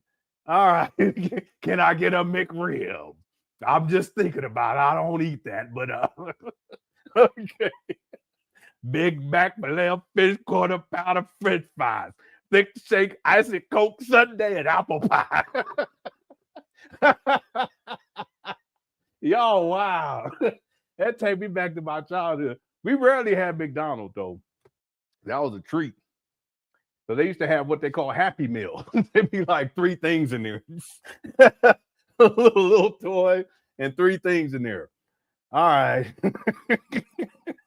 And you don't say it like that. Don't do that. He showed too. He knew the whole menu. One more time. Here we go. Thousands of employees. Now, when McDonald's starts laying off employees, when the Big Mac and the apple pie and the fish fillet, when the McNuggets and the Blizzard and the Shamrock Shake start laying off workers. Why he say Shamrock Shake? Umar, stop. Okay, we done got blown off all of it. Yeah, I don't know. I ain't been to McDonald's. My kids, they eat whatever they want to, though. Well, one of my daughters, she don't like eating meat. But my wife, we're still vegan. Anyway, I don't know what it costs. It's probably real expensive because back then you can get, I don't even remember how much stuff was. I know it was a lot cheaper than it is now. Because we was kids. I was back in the 80s. Okay. So I just want to give this an example of Umar. He when he's doing this Pajama Mama, he's about to do the Pajama Mama. He tells this whole family. It was late. I was tired. I was sleepwalking. I had no control over. I was sleepwalking. This guy. I'm gonna flush it out with the alkaline water. Yep, that's that withdrawal. See what happens with Umar real quick. We're gonna get to the Pajama Mama part. Then we'll circle back around and get back on track here. And I'll get to the super chats. Thank y'all too, everyone who sent the super chats. I appreciate it. There's a poll question. If you can go and go and put your poll in. If you're enjoying the show, go hit that like button. I appreciate that as well. You don't have to, but it'll take 2 seconds. It helps with the algorithm. One of the things that I realized about Umar is that his home base is for stability. And I'm talking about for the substance abuse. His home base for stability is these abandoned buildings in Wilmington. This is something, a realization that I've come to more recently, and it puts me at peace because I could never understand why he would be there up there late at night. I'll talk about he's working. No one's there. He's not working. Why is he up there in the first place? Wilding out, acting a fool, pouring water on his head, yelling and screaming. And it's because that's the drop-off spot where the plug comes to drop off. Umar doesn't do a direct hand exchange. At least that's not what it's designed. The school is not designed for that. I'm sure he probably has done that on occasion. But the school, it's basically home base where, no pun intended, base, where the plug, and there's evidence for this, and there's other evidence that proves that Umar has, without a shadow of a doubt, he has a substance abuse issue. The plug comes through and there's a drop-off spot. It's the inside of the building. So Umar, it's not a direct handoff, and it's the teacher's lounge, what Umar calls the teacher's lounge. Now we've already covered all of this. At some point we'll go over it point by point, and I'll take notes because that will definitely be inside of the documentary, along with these other examples of Umar with his substance abuse, because there's quite a few of them. Therefore, as someone who is a Pookie, talking about Umar Johnson, FDMG, the actual buildings become his home base. So he always has to come back there to get what he needs. And I'm talking about comfortably get what he needs. Furthermore, when he goes up there, he can ask for money. He uses it as a backdrop. He says, hey, listen, I'm up here working, get on your CashApp. He can't use CashApp because he got shut down for fraud. He used to say, go ahead and send your donation to, he uses PayPal. He still uses PayPal. Now he only has PayPal. So he says that over and over again. He set up Zelle, but then he told people to stop because he probably got reported to Zelle and they won't let him use it anymore. They're more stringent because they're tied to banks and stuff like that. He set up Apple Pay and all this stuff, but see, it's different. CashApp, it's very much different. A lot of people have CashApp, so there's not as much oversight. They can't go and look at every single person and that kind of thing. The point is that he would get up there, PayPal. There was a time where he would encourage people to donate to his GoFundMe that got shut down because of fraud. They started issuing refunds. A lot of people don't know that. They started issuing refunds.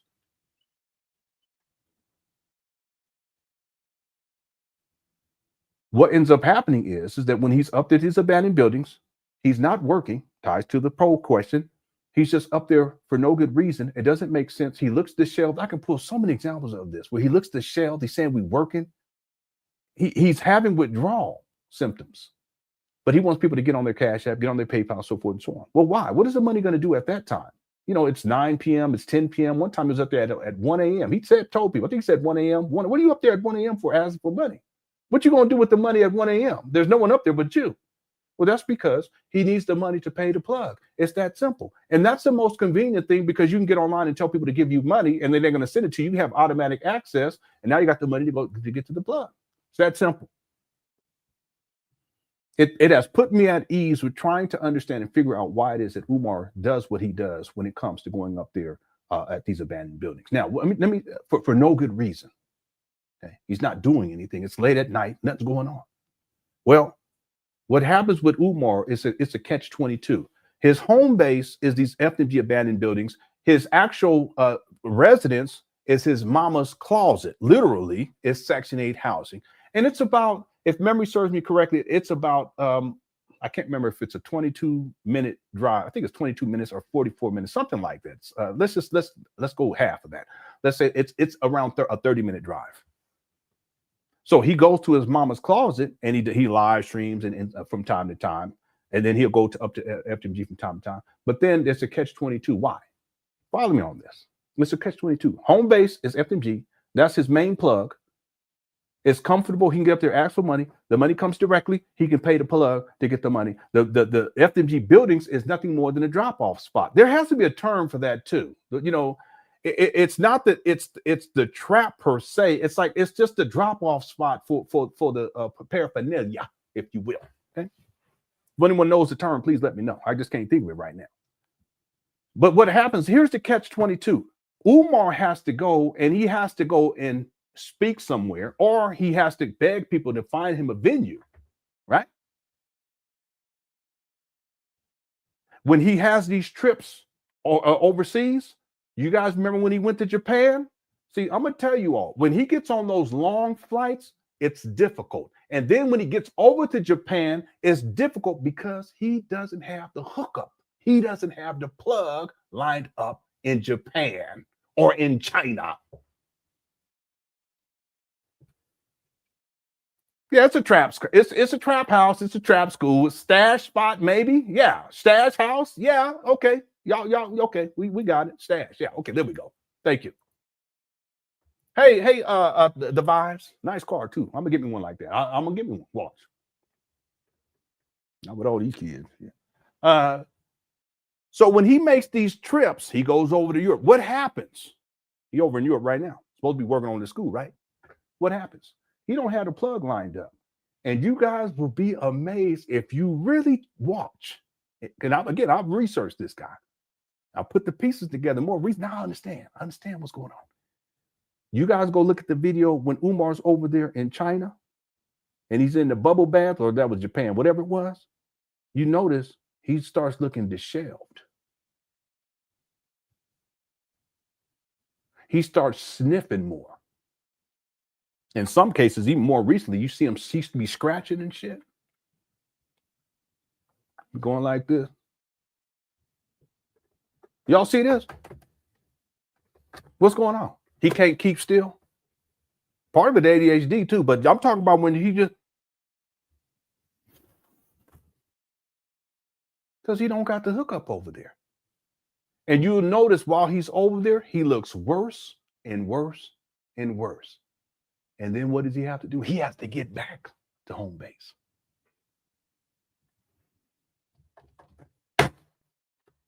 Now, I'm not suggesting that he doesn't have hookups in other cities and other states. That's not what I'm saying, but you can't have hookups everywhere. That's how you get caught. Real talk. And you better not try to have no hookup over there in advance over there in China or in Japan, because if you get caught, you understand what I'm saying?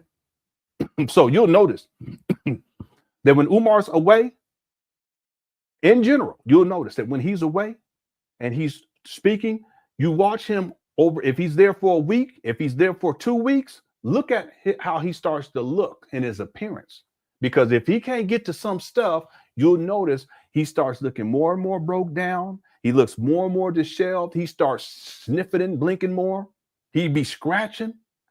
Well, why? Because he's having withdrawal. And then ultimately he has to do what? He has to get back to home base. It's a catch-22. And you know, the sad part, it's all sad, but you know what's also sad is that it wasn't always like that. It wasn't always like that. What Umar has created for himself, it's a form of slavery. Uh-oh. Uh-oh. It's slavery at the expense of Black people. Uh-oh.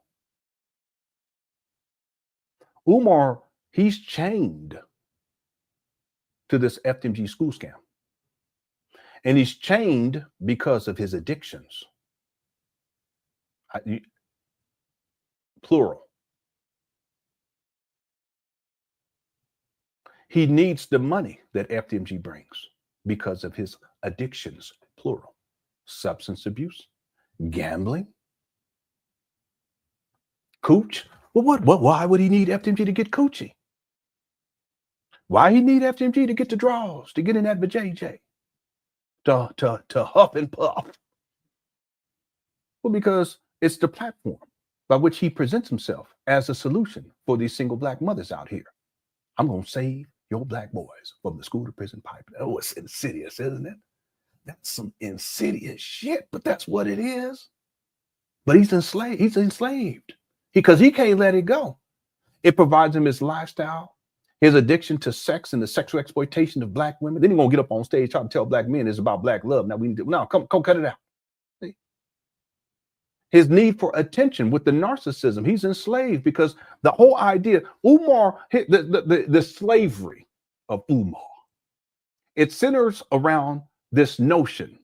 It's the home base that he's going to open up a school for Black boys that he conceptualized. Hear me on this. In 2004, he conceptualized this shit. He said it was going to open in 2013. He said that in 2010 that it was going to open in 2013, September 11th, to be precise, of 2013. That's slavery. He can't walk away if even he wanted to. The addictions keep him there. FDMG is slavery for Umar.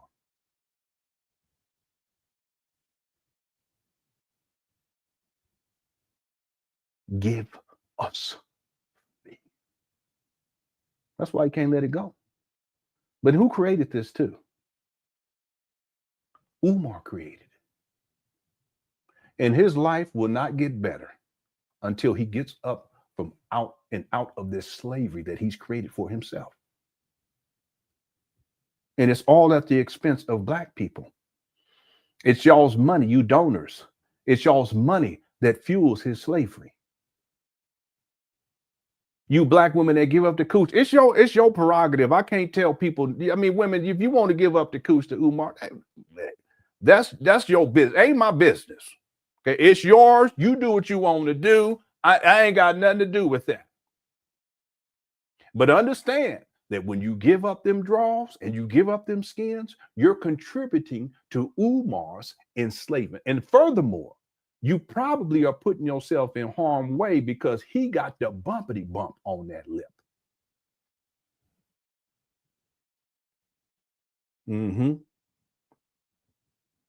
See, I'm not an Umar hater.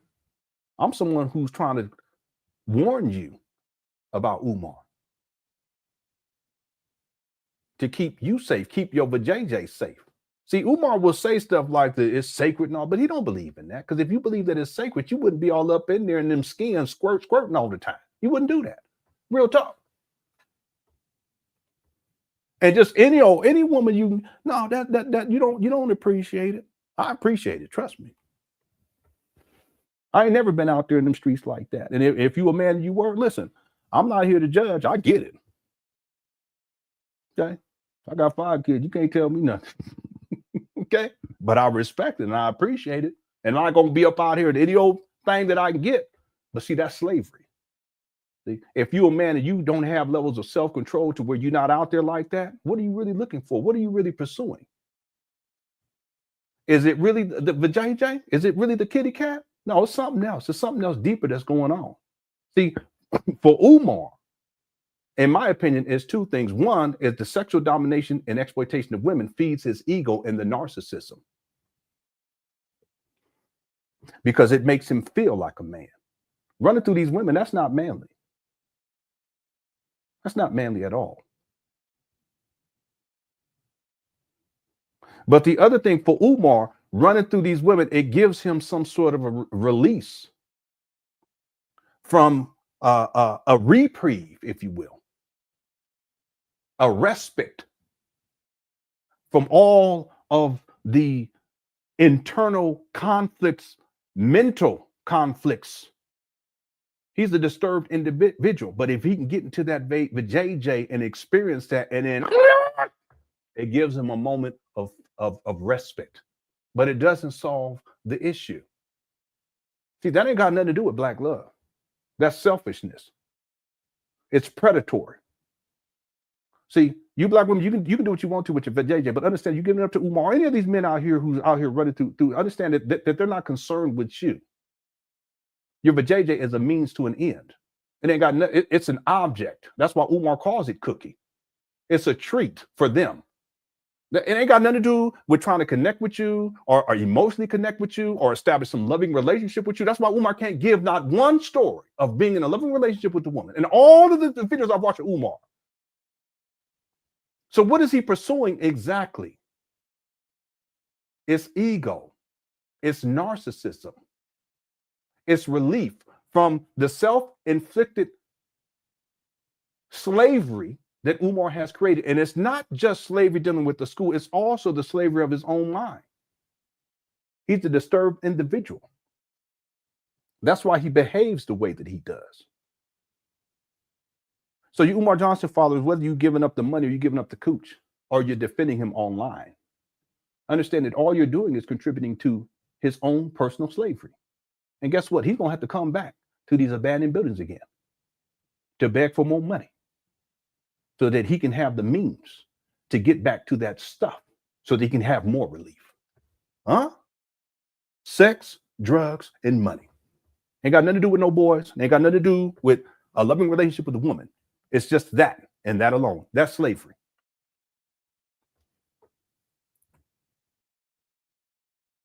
We're gonna get into the super soaker in just a moment. Let me do some of these super chats real quick. I've been running my mouth. Thanks SH Play 2 for the super chat. I appreciate it. Jay Civic says, I just saw a video where he said he only dates 2 women at a time now. He refuses to date 1 woman and he's showing off the school. Yeah, we covered it. Umar's not dating any women. See, the idea of dating is, what's the goal for dating? You date to try to figure out whether or not this is someone that you want to commit to, right? Who's Umar committed to? You see critical thinking? Who in all the years that we've covered Umar, who has he committed to? And all, listen, has he committed to the baby mamas that he created? No. All the women he done ran through, has he committed to any of them? No. That's why he can't give you one story of a long-standing relationship. So it's not dating then for the purpose of what? Establishing a loving relationship. What is he dating for? It's just a precursor to get into, as he says, get into them. Let me stop. That's what it comes down to. That's what he calls a strong alpha male. Remember we flipped the phone? I need my strong alpha males. No. That's weakness. See, Umar, when he says he wants to date 2 women, that's what he's really saying is, I want to have sexual intercourse with 2 women at the same time. That's where we get into that freak-off talk. See, Umar's conceptualization of having 2 wives is freakazoid shit. That's really what it comes down to. It ain't nothing to do with polygamy in a traditional sense, whether it was practiced in Africa, as if everyone in Africa practiced. No, that's not the case. That's just an exaggeration of shit. Or if it was from his background, being in Islam, no, ain't got nothing to do with that. It's pimp culture. He wants to have sex. He wants to have 2 women to take care of his ass, and he wants 2 women to have sex with, and he probably wants them to be getting with each other while he's doing what he's doing too. See that? No. That ain't what it's about. That's what it is for Umar. That's why he'll say things like, "I only date 2 women." He don't date no women. What he does, he sets up a scenario to wherein he can ultimately sexually exploit them. And in this case, he wants 2 women to sexually exploit at the same time. It's that simple. And he's doing it while he's showing off the school. So listen, is it about the school? No, like I said before, the school is a backdrop. That's the home base. So that you women out there, you say, oh, he's trying to work. He's working so hard he loves black people. He's working for the black community. He wants to save the black boys. Oh, I love Umar. Give up them draws. He's a master manipulator. He's the great deceiver of our time. Real talk. You haven't been going off too much today? Y'all started yesterday, so you can't blame me. All right, thanks, Day Civic. We covered that video. Angie says, Umar never brought any baby clothes. I guess that's the reason why Umar is so against child support. He doesn't feel like he needs to care for his own children. Yeah, for his own children. Yeah, you're right. I said this earlier. Umar does not have any emotional connection to any of the women that he impregnated, any of the women that he having sex with. That's why he can have sex with a whole bunch of them. Listen, if you engage in sexual intercourse with a woman, you have an emotional attachment to her. And see, that's part of what it's designed to do, real talk. It ain't just to be getting in there, hitting and quitting. You're supposed to have a connection before, and that bond should be even stronger after, real talk. You black men that don't know this shit, that's a shame. I'm not here to shame nobody, but it is a shame. When I see my wife, you listen, I feel it. I'm not talking sexual. I just say, oh, wow, that's her right there. Boy, I tell you. But that's over years. It's almost 25 years. And there's a bond there. And the bond has been reinforced through all the stuff that we've gone through, struggles that we've gone through, the intimacy that we've engaged in, raising children together, and all of that stuff that goes along with that. It just creates the bond stronger and stronger and stronger. But that's not what Umar is interested in. And see, furthermore, to get to your point, Angie, when you're building with the woman, when you have children, that increases the bond even further. And then as a consequence, the children become part of what you've created with your wife, in my case, or with your husband, if you're a woman. Assuming you're heterosexual, okay, because it's 2025, but y'all get my point. The bond is further increased when you have the children, and then your bond to your children increase as you engage with them over time. Right? Even when they're acting up, even when they don't listen, they're still your baby. And you still love them. You still guide them. You do your best for them no matter what, because the bond is there and it increases over time. Y'all ever wonder why when someone that's close to us, when they pass away, why do we cry the way that we do? Because of the bond.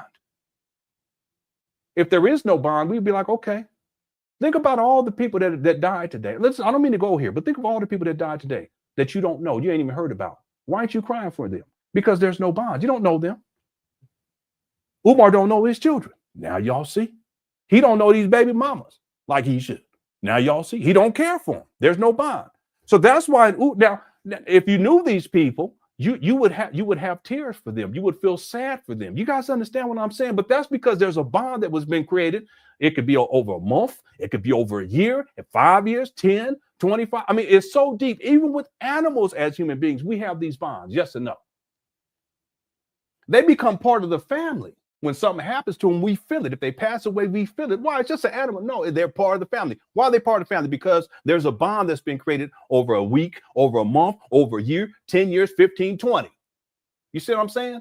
Umar doesn't have that.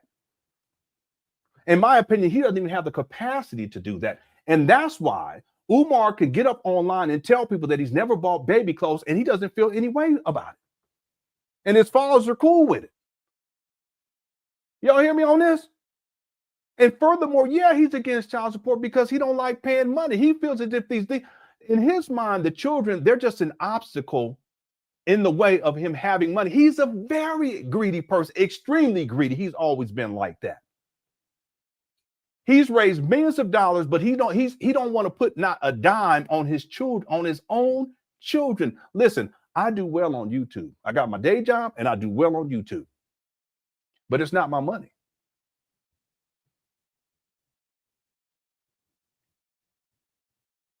It's the children's money. Whatever they need. You see the difference? And I don't feel like, oh, that I shouldn't have to. No, what are you talking to see? But why? Because there's a bond there. Umar, there's no bond. He's been absent. He don't care. It's up here with this guy. He's greedy. See? So real quick, I don't mean to go off on this, Angie, but he doesn't feel like he needs to care for his own children. And you're absolutely right. He never developed a bond, but understand that the reason why Umar never created a bond was because he didn't care for them from the beginning. It's up here. How can you create a child and then abandon a child, tell Black people they need to take care of their child, and then collect millions of dollars and then complain about paying child support on the children that you created? It's up here. Something's wrong up here. I don't mean to be going in and preaching this evening now, but this is all real talk.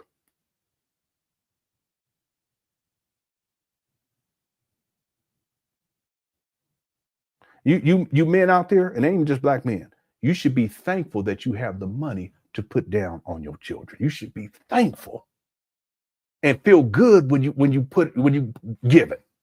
What, you need some shoes? Okay. You're going to go hang out with your friends? You got money? Okay, well, let me break you off a little something. Here you go. And you should feel good about that. Not Umar.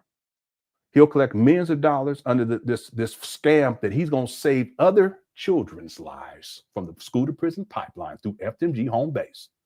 But he don't even want to take care of his own children financially. We ain't even talking about spending time with them. We're just talking about basic financial support. And men, you should be fucking thankful that you can got money to put down. And if you don't, then go get a second job or a third one. And then feel good. And you will feel good. Unless you Umar.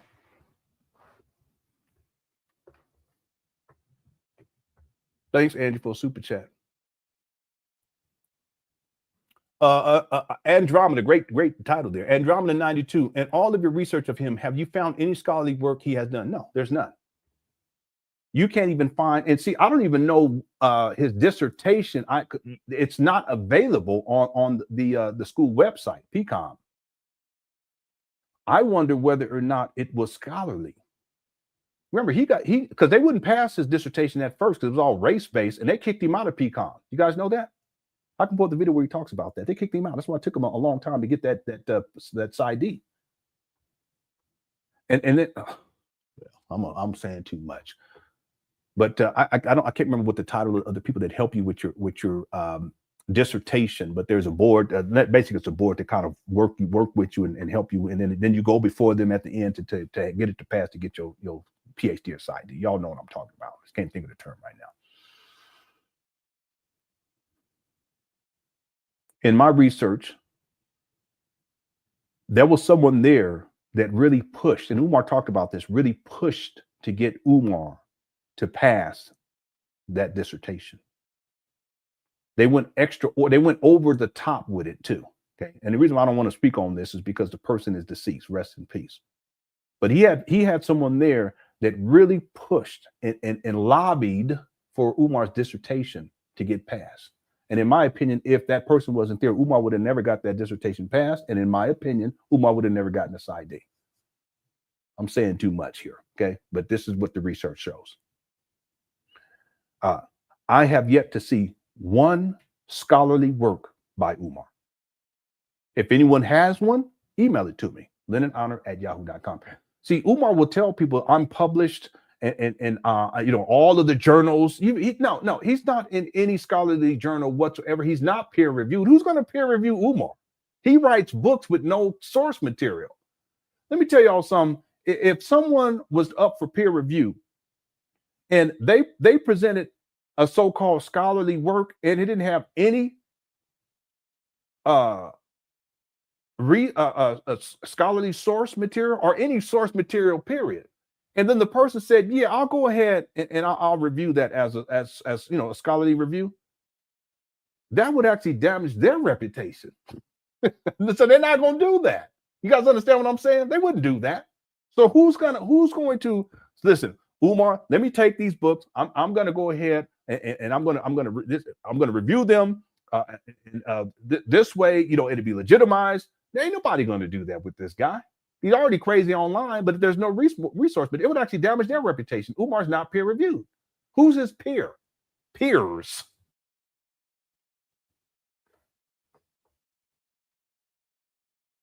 Seti? I don't know. All the people he beefing with, Dr. Boris Watkins? Okay. All right. But no, I haven't found any. If anyone ever finds any, send it to me, LenonHonor.com. Right. Thanks, Andromeda, for the super chat. I like the name, too. I'm into sci-fi. What's up, Black Wolf? Says, remember when the woman called into your show and said Umar was real aggressive in the hotel room towards her, but she still gave him the cookies? Yes. She told me some stuff offline, too, that I will not repeat because she asked me not to. Yeah, I remember that. See, there's women who actually email me stuff, their experiences with Umar as well. All right, now I asked them for receipts. Like, can you show me what? Well, okay, he was there. He was speaking at this. Where's the flyer for that? Do you have the flyer for that? And in some cases, I gotta go and find that because I know how to find that kind of stuff. I'll go and I'll find the flyer. Okay, yeah, so he was there then. Okay. Well, do you have any other information that you can provide for me? Well, yeah. Well, he sent me, $100 or $500 after. Oh, really? Okay, can you send me a screenshot of that?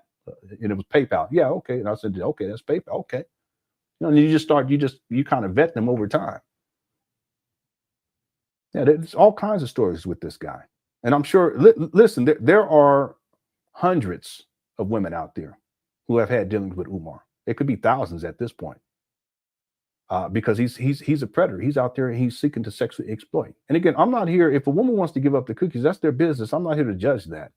I'm here to warn you women out there. And it's not just with Umar. It's with any of these types of men. If they got all these baby mamas out here and they're trying to get you to give up the draws with no commitment and give up the cooch with no commitment, they got their bumpity bump on their lip. They're traveling all over the world living a sexually promiscuous lifestyle. I think it's part of my responsibility to warn you about that, right? And whether a woman chooses to give up, that's your business. That's not mine. That's on you. Can't tell you not to or to. That's up to you. But there's something called informed consent, where you know enough information about a person or a thing to be able to commit to it, to consent to it. And see, unfortunately and tragically, there's a lot of women out here. They don't have all the information they need about Umar to make informed consent. This makes sense? Listen, the guy got a bumpity bump on the lip.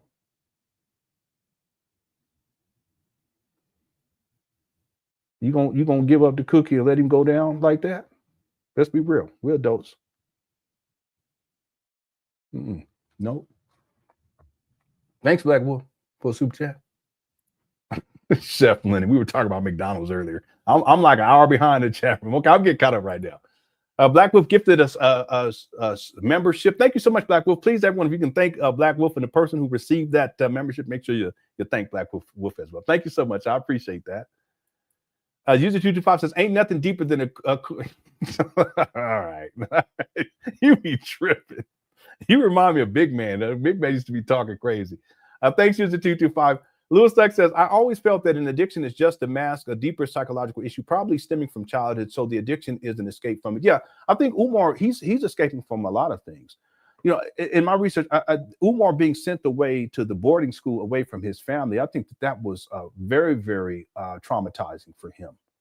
He was not prepared to be away from his family. He had attachment issues with his mama even back then. He still has it to this day. It's called enmeshment. You guys can look it up. It's a form of emotional and psychological incest. I will propose that Umar has trauma prior to being sent away. I think he had issues and mental health issues prior to even being sent away, because he's the only child that was sent away, and it was his dad made the decision, even though Jamal wasn't present in his life at the time, consistently present. That's the other thing.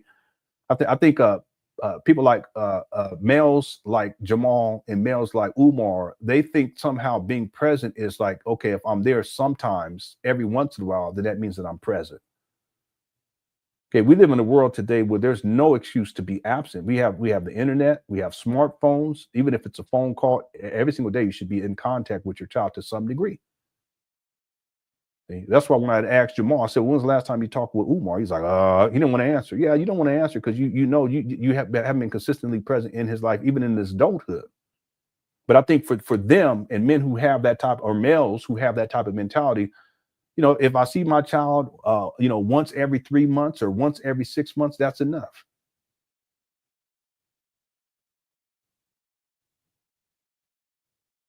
Well, Umar has the same mentality. See, remember, Umar was abandoned by his father. Remember that? I explored this inside the documentary. I think that's part of the trauma too.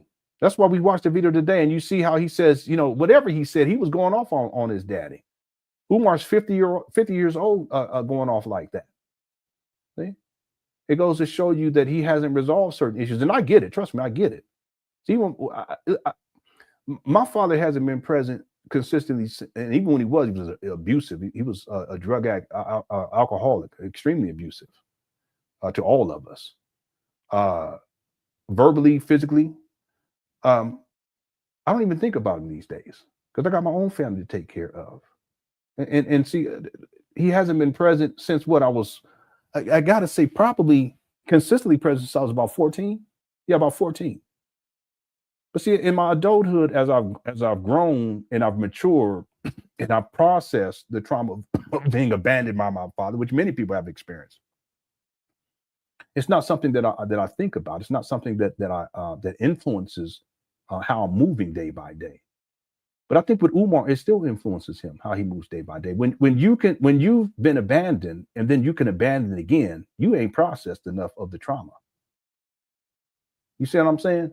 Because you should realize what it felt like and what it was like as you process it to be abandoned, and then you recognize that that's something that you're not going to do to your own children, which is precisely what Umar has done to his own children. Y'all see my point? I would propose that even being present is a form of healing.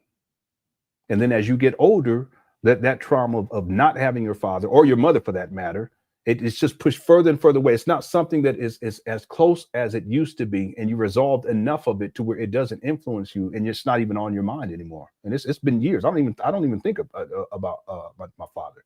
It's just not something that I do. The point being is that I think that Umar's trauma goes way back, and that part of it was him being abandoned by his father. And then ultimately his father makes a decision to ship him away from his mother. And so in essence, he's abandoned by the whole family because he's sent off to a boarding school. Just him, none of the other children. Still though, okay, it's not an excuse to be 50 years old and behaving like Umar Johnson behaves, and doing his children like he has done, and doing his baby mamas like he. Can you imagine how he was behind the scenes that we don't know about compared to the stories that he tells online for people to see? See, the stories that Umar tells online about his baby mamas, that's just narratives that he paints, okay, to continue to maintain the veil and the illusion that he has created about himself to his followers. But I guarantee you it's not an accurate representation of reality. Umar is a troubled individual, and a lot of it stems from his childhood. Ironically, Lewis, look, he's supposed to be a school psychologist. He claims to be a therapist, even though he's not a therapist, never was. But if you are a therapist and you're a psychologist and a most requested scholar, then you should have long ago put yourself in a position to have these issues resolved at a bare minimum so that you can function as a father to your children. Bare minimum. See, real quick, we've all gone through stuff. All of us. You, Lewis Luck, me, all y'all on the Cookie Crush chat. It's just a matter of degree, right? But nothing that we've gone through in life can be used as an excuse not to be present in our children's lives. There's nothing. Furthermore, the idea is to be present also to be a positive force in our children's lives. And see, like I was saying before, when you have love for your children and when you have a bond with them that you've created through all the years that you've been dealing with them, that's what you're there for as a father or as a mother. You're there to guide and love them and keep them safe. Is that what Umar's doing? No. And part of the reason why is because he has some serious psychological issues going back to childhood. It's just gotten worse over the years. And he has a lot of childhood trauma that has gone unresolved. See, the irony is he's supposed to be this great psychologist. Why hasn't he worked through these issues? See, all of the addictions, yeah, you're right. It's a mask. It's self-medication. And yet he has everything to say and to tell Black people about what they need to be doing. What he needs to do is to get his shit in order. Real talk. All right. Thanks, Louis Luck. Hey, Giannis, how you doing? So my father wanted me to be diagnosed by Umar at one point in time. He just want me not to be autistic. Yeah. Well, listen, we've talked about this. I'm not going to speak ill of your father. Again, what happens with Umar and the manipulation that he has mastered over his followers is that he presents himself as the ultimate authority and as a savior Christ figure. And then because he's put himself out there as a psychologist, which he's not, as a therapist, which he's not, he as a school psychologist that he was many years, over a decade ago, what happens is that it creates the appeal to authority, that Black people see him as an authority figure. And then they seek him out in order to get issues resolved with their children, right? Or with relationships. But Umar is a failure at both things. He's a failure at relationships. He's a failure at being present and an active participant in his children's lives. And it's unfortunate because Umar is not the person to go to. Real quick, when Umar says that he's diagnosing, and he still says this, that he's diagnosing children, it's a lie. That's not what he's doing. He's traveling all over the world. As a school psychologist, you got to be at a school, right? What school is Umar working at in 2025, in 2024, in 2023, in 2020? I'll wait. I'll wait. It doesn't exist. Remember, he gave up his career in 2010. He's been a vagabond since. He's been homeless since 2019. How are you going to be homeless and working as a school psychologist at the same time? Don't you have to have residence somewhere to be able to put it in an application to say, hey, listen, you know, this is where I live. What, you just going to move to you're going to move, you ain't got no residence in a state and you just going to be a school psychologist? That's not how that works. Number three. It sounds crazy. Number three. I'm sorry, I accidentally pushed this. Document. It sounds ridiculous, doesn't it? But Umar, he's been homeless since 2019. Yeah. So again, Giannis, I'm not going to disparage your father because I want you to have the best relationship that you can have with your father. You said that your father's an Umar Johnson supporter. Still have the best relationship that you can have with your father under those circumstances, right? It also goes to show you how dangerous Umar is, because there are people who are looking to him when he's emotionally unstable himself. Okay? He's the one that's a deadbeat himself. He's the one that has all types of mental health issues himself, unresolved. So why would anyone think to go to him? Furthermore, real quick, ain't nothing wrong with being autistic. Okay? There's low functioning, mid, high functioning, ain't nothing wrong with it. Okay? There's plenty of people who highly successful in life. There are quite a few people who are, I'll just use an example in music, that they had levels of autism, but it was also reflective of their genius. Okay. All right. Thanks, Giannis, for the shoot chat. I appreciate it. What's up, Smitty Boy? Smitty Boy says Umar is his own worst enemy. He can't get out of his own way or his ego, and it's going to drag him to rock bottom, self-absorbed and lost. Yeah. That's what I mean by the slavery part. He's a loss within his own self-absorption, and that's the narcissism. Umar thinks that he's the center of the universe. He thinks that all Black people revolve around him. It's the ego. And it is huge. It may be the biggest ego I've ever seen. I mean, this guy, he has stated that Jesus was born on his birthday. That's ego right there. See, like I said too, Smitty boy, him sexually exploiting black women, it feeds his ego. Him saying he's the most requested, it feeds his ego. Even that he's going to open up a school feeds his ego. Remember, he said it was going to be a 500-acre campus with a river around the 500 acres shaped like Africa. That was his initial conceptualization. That's all feeds his ego. I even said it yesterday that Umar pursuing all these degrees, it just fed his ego. It's not non-functional. He's homeless. He's jobless.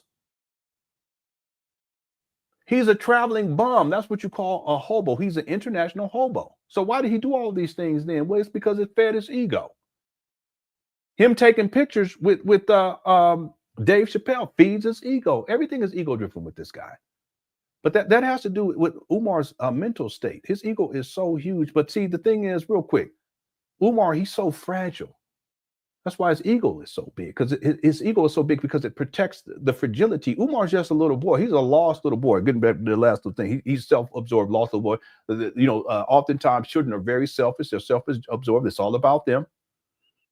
They create all these fantasies about, Umar does the same thing. He creates all of this stuff that he creates inside. We're gonna have a black farm. We're gonna have cow horses in every single classroom. A lot of stuff sounds like what a child would say when they're making up stories. That's what we used to call it. They're just making up stories. That's Umar. He still does that because his core personality is little Jermaine. He's a very fragile, very afraid. He can't take criticism.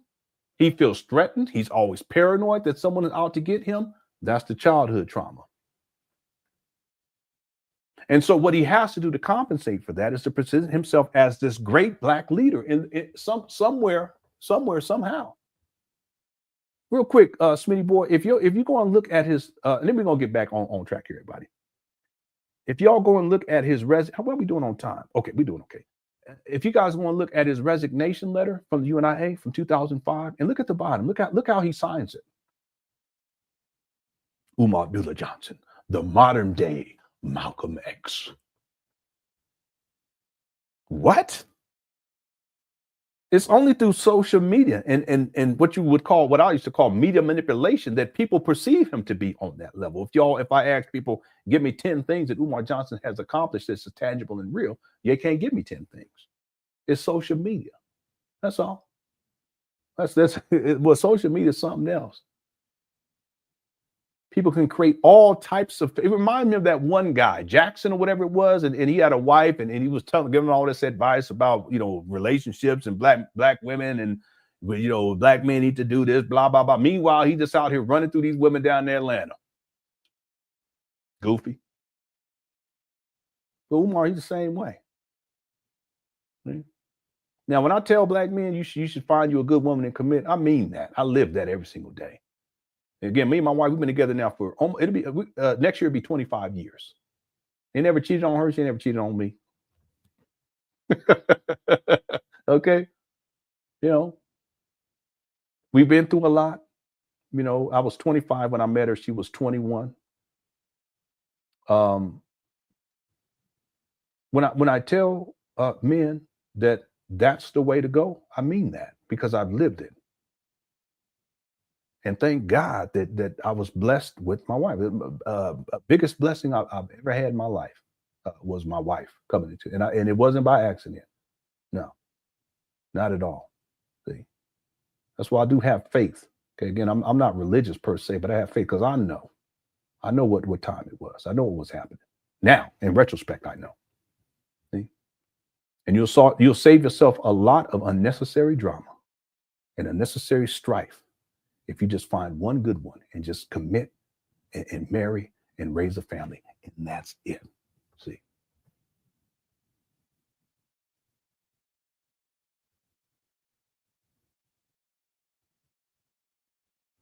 What if Shannon Sharp did that?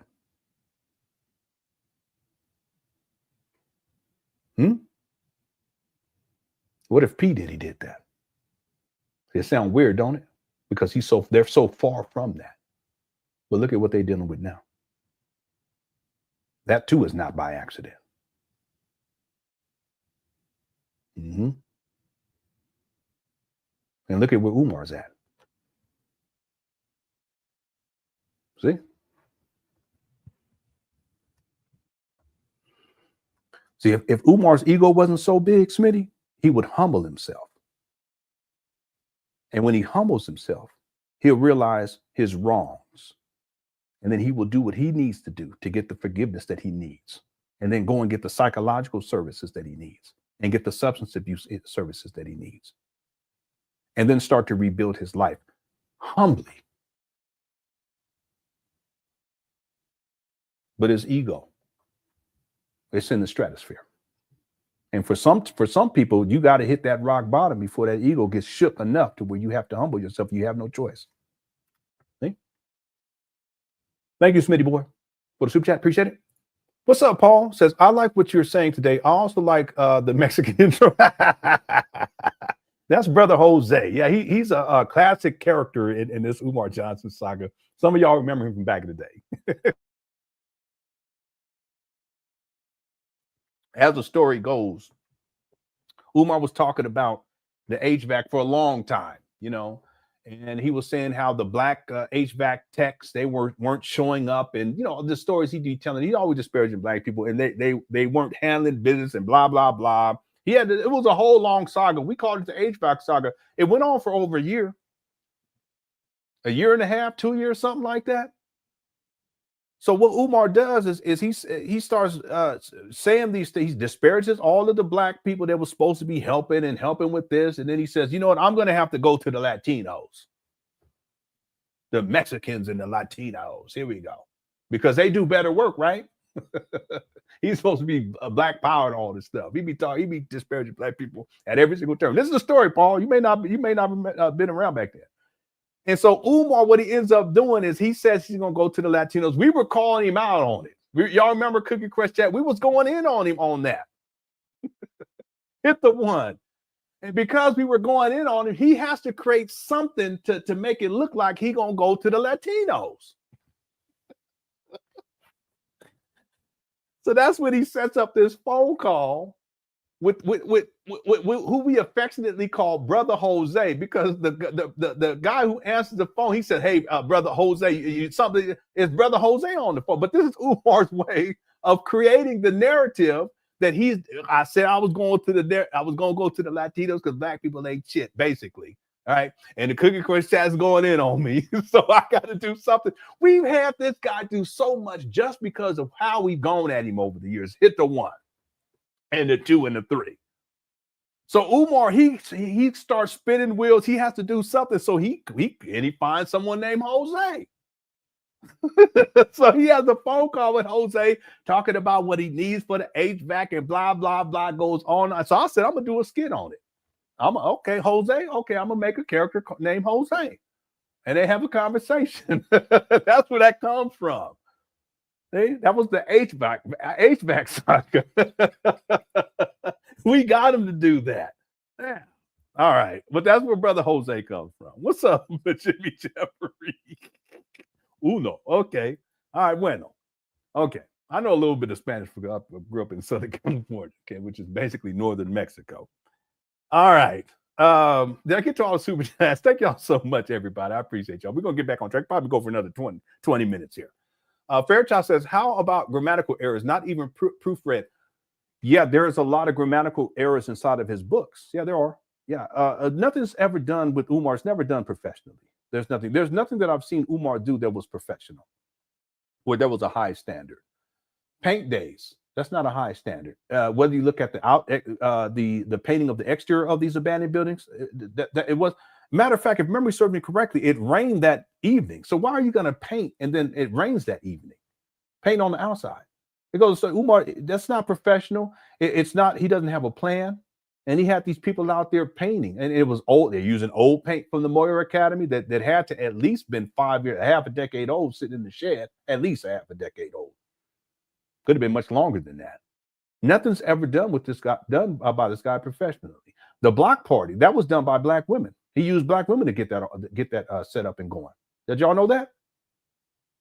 Both block parties. That was black women who actually were the architects of putting that all together. Not Umar.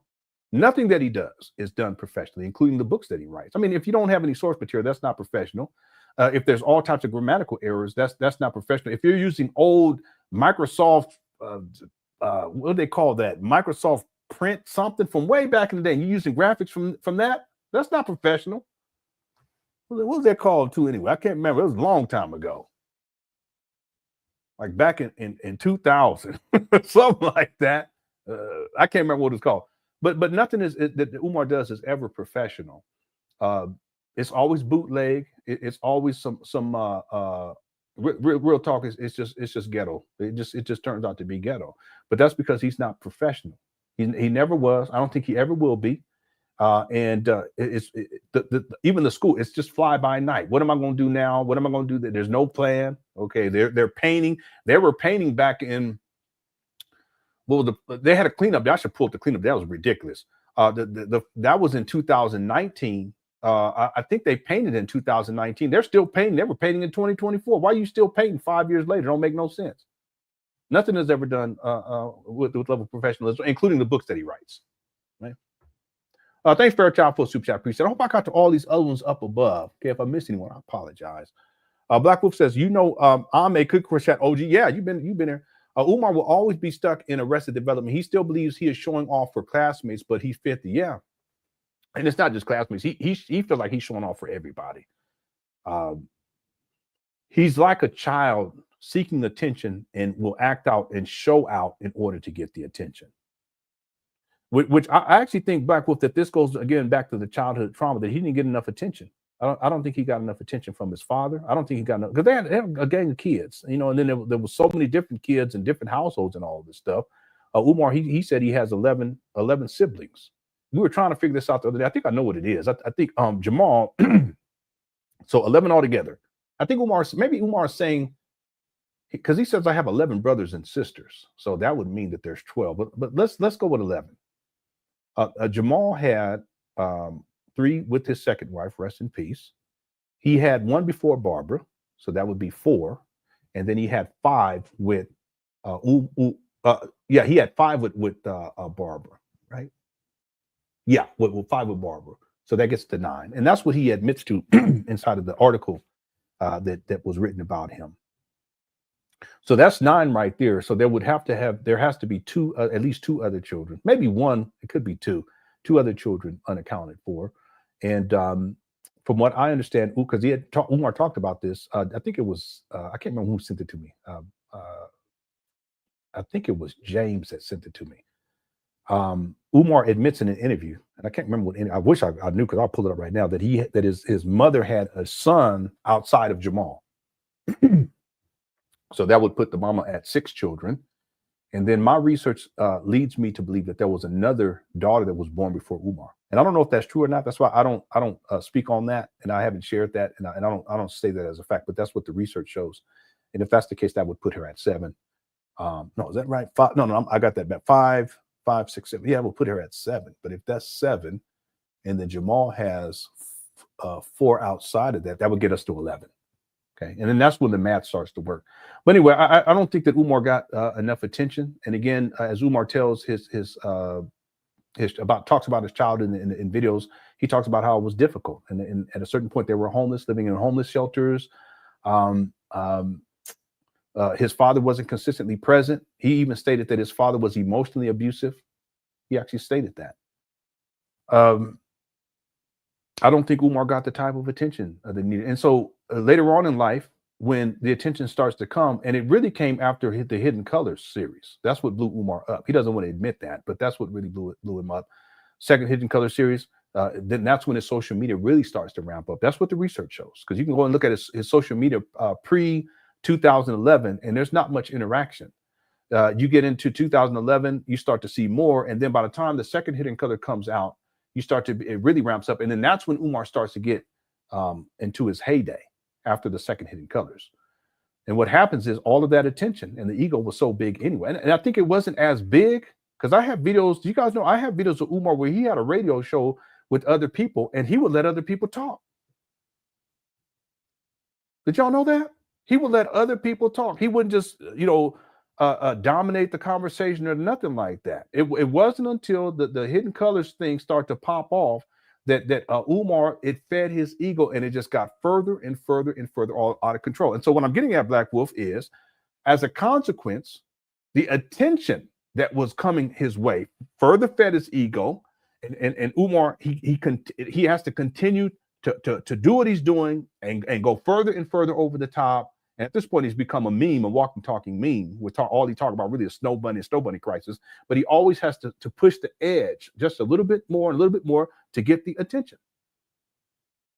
He has to go at black people to get the attention, black celebrities to get the attention. He'll go at Dave Chappelle to get the attention. He'll go after and disrespect Dave Chappelle's wife to get the attention. But then when he gets in the presence of Dave Chappelle, he turns into a groupie. See? But he also knows that by taking the pictures with Dave Chappelle and all this stuff, it gives him more attention, which feeds his ego. See, it was always there, but it wasn't until the Hidden Colors series that it really pumped Umar's head up to where it just got so far out of control. And he's been at this point, it's out there in the stratosphere. Yep. He's always showing off, but he does it for attention. Right? Thanks, Black Wolf. User 225 says, okay, but for real, why is pimping so glorified in hip hop? I can understand violence, but the fact that people like B. Don Juan are still loved and disgusted. Well, culturally speaking, in the entertainment industry, the precursor to hip hop was blaxploitation films, and blaxploitation films were rife with pimp culture. You guys go back and look, and the sexual exploitation of black women, and there was drugs there too, and violence too. And so hip hop doesn't come out of a vacuum. A lot of people try to act like it's something that was just no cultural expression, especially when it comes to music, comes out of a vacuum. There's always something that came before it. See? That's why you can go all the way back to field hollers, and then you can trace it. You can trace it through the black church. You can trace it through the blues. Okay, you can look at blues. You can just look at the blues branch and then trace that into funk. A lot of early hip hop was funk. They didn't have the DJs, they were spinning records, but those records weren't done by hip hop artists. Think about this. Those records were done in the genres that wasn't hip hop. Hip hop comes through what came before, musically speaking. And when it comes to the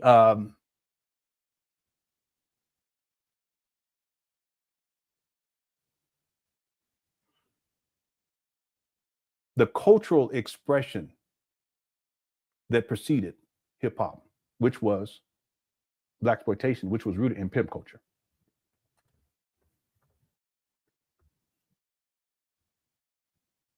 I think it's been stated that the most sampled artists for hip hop records, remember, there were no hip hop producers in the beginning. They were just spinning records that had been pre-recorded. A lot of it was disco.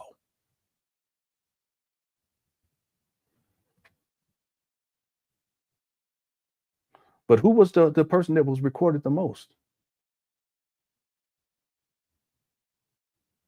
James Brown. Well, that's funk.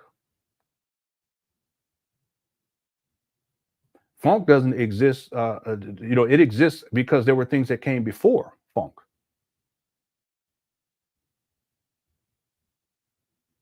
And then funk, it gets into everything. You got funk jazz. You got funk. You got it's almost like neo soul has funk elements, so forth and so on. But hip hop, early hip hop, is disco and funk. Well, when it comes to a lot of the verbiage in hip hop early on, what were they talking about? It was pimp culture. Yeah, violence too. There's the sexual exploitation of black women. Pimp culture. So that's why if you guys listen to early hip hop, it's there. It's just that the romanticization of hip hop is extreme, and people, all you gotta do is just do an analysis of the lyrics early on. You can take what was being recorded and what was being popularized early on, and you can look at it, and you'll see it's all there. Yeah, it's all there. Yeah, and it still continues to this day. Thank you, YouTube. I appreciate it. Ray says data algorithms is everything. I challenge the Umar Johnson follower to find a viral video of him teaching boys versus him ranting about a celeb snow bunny talk. Well, I see what you're saying, Ray. I've only seen 2 videos where Umar is dealing with children directly. Just 2. That's it. Could there be more? Maybe, but I haven't found them. But like you're saying, Ray, let's say that Umar had 1,000 videos where he's specifically working with children. And only children. I'm not talking about the children are there and it's the mama's there and he's talking about the rules of romance. That ain't what I'm talking about, okay? Let's say if there were thousands of those videos out there, would they get the type of views that Umar gets when he's ranting and talking crazy, the SETI rant, or when he's talking about snow bunnies or when he's gossiping about celebrities? No, they wouldn't get those types of views. That's what I'm saying. With Umar, what has happened is he's turned into a social media influencer, and he's very messy, but he's messy for a reason, because that's what gets the attention. That's why he's always talking about celebrities. He's always talking about snow bunnies, because he knows that these are triggering topics that people are going to be looking for this mess, right? And so that's why those videos gets a lot of views. You go and look at it. You guys can go look at any of the Breakfast Club interviews and see what Umar's talking about. And then ask yourself, why did people watch this? Well, it's because Umar's messy. He's so messy. And Umar realized this too. He realized, and that's what I'm saying. This goes back to what we were talking about earlier. I think it was Black Wolf that brought this up with Umar. He's attention seeking. There's a psychological analysis, psychological disorder associated with that. I'm not saying that Umar has it, but something's going on there where he needs attention. He's always attention seeking. And so in order to continue to get that attention, like I was saying earlier, he always has to push the envelope. He has to go a step further and a step further. But what happens is at a certain point, you turn yourself into a meme, because you're just doing anything to get more views, to get more attention. And at a certain point, it turns into a minstrel show. And that point's long past. As an example, Ray, when he does the block party, and then he's dancing in the middle of the street, okay, that's minstrelsy. But he'll do what he has to do to get the attention. And notice all of the women that were standing around him, that fed his ego. Same thing when he does the weddings. He did 2 of them where he's marrying 2 wives. None of it's real. It's an illusion, but it's attention seeking. And notice that there's women standing around. Well, it feeds Umar's ego. He's turned into a minstrel show, but he knows that that's how he's going to get the most amount of views. Yeah, there has to be some sort of a term for individuals that they're always attention seeking, and then their life becomes about just getting attention. Real quick, remember the guy, not to get even further off topic, okay? Remember Jesse Smollett? You remember when he created that whole thing, that he got kidnapped or whatever it was, and this is about his foolishness. That's attention seeking. Okay, none of it was real, but he has to do it so that he can get attention. He can stay relevant. Okay, well that's what Umar does. Okay, it's just on a different level. It's right? Thanks, Ray, for the super chat.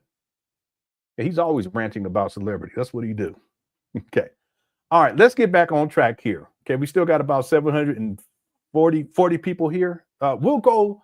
How are we doing on time? We'll go for another 30 minutes. I know I said we were gonna be done, but we're gonna keep going here. I want to show you the Pajama Mama. Remember, Umar, he was talking about Black love and how we shouldn't be airing out our issues and disagreements as Black men when we have disagreements with Black women. I want to play this for you guys because this is one of the preeminent examples. I think the Zora rant is another one, but we're going to do the Pajama Mama. We're going to go to the 42-minute and 50-second mark, and I want you guys to see Umar and how he behaves here. It's incredible. Check this out. Are you a pajama mama? Are you that pajama mama who be crawling out the bed with sex crumbs on you?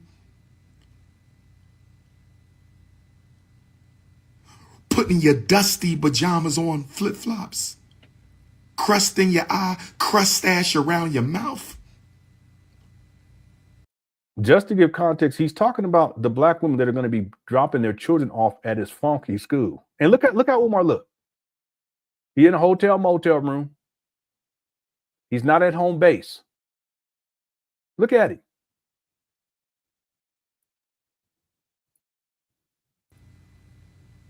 And you crawled your ashy ass out the bed with sex. Oh my God, I forgot this. I'm sorry. Let me just, if you don't mind, to the women in here, I just want to issue a.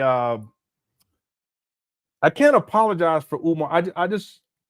I feel compelled to at least say, please prepare yourself, okay? And if you need to muted, or if you want to come back in about 5 minutes, come back in about 5 minutes. I apologize. No one should be talking like this. And Umar, he's a disgrace. Let's go. Child's school, not friendly. Be business-minded with your child's school, not friendly. Be business-minded with your child's school. I love you too, Karan. Be business-minded with your child's school. You black mothers, y'all come off too friendly. Black fathers tend to know better. Black fathers tend to know better.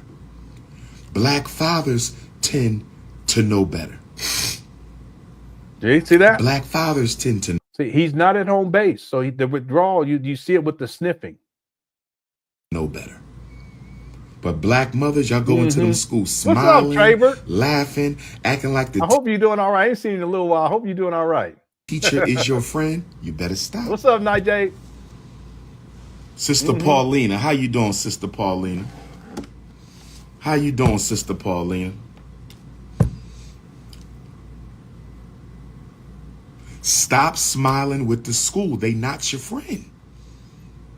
You ever hit the like button? I appreciate it. Show them you mean business. Show up like you mean business. That means black mother. Yeah, you're a real doctor? If so, salute. That's a great accomplishment. Salute. Don't go to the school in your damn pajamas. Here he goes. The next time I see a black mother, you know what? At the Frederick Douglass Marcus Garvey Academy, I'm going to have a super soaker water gun.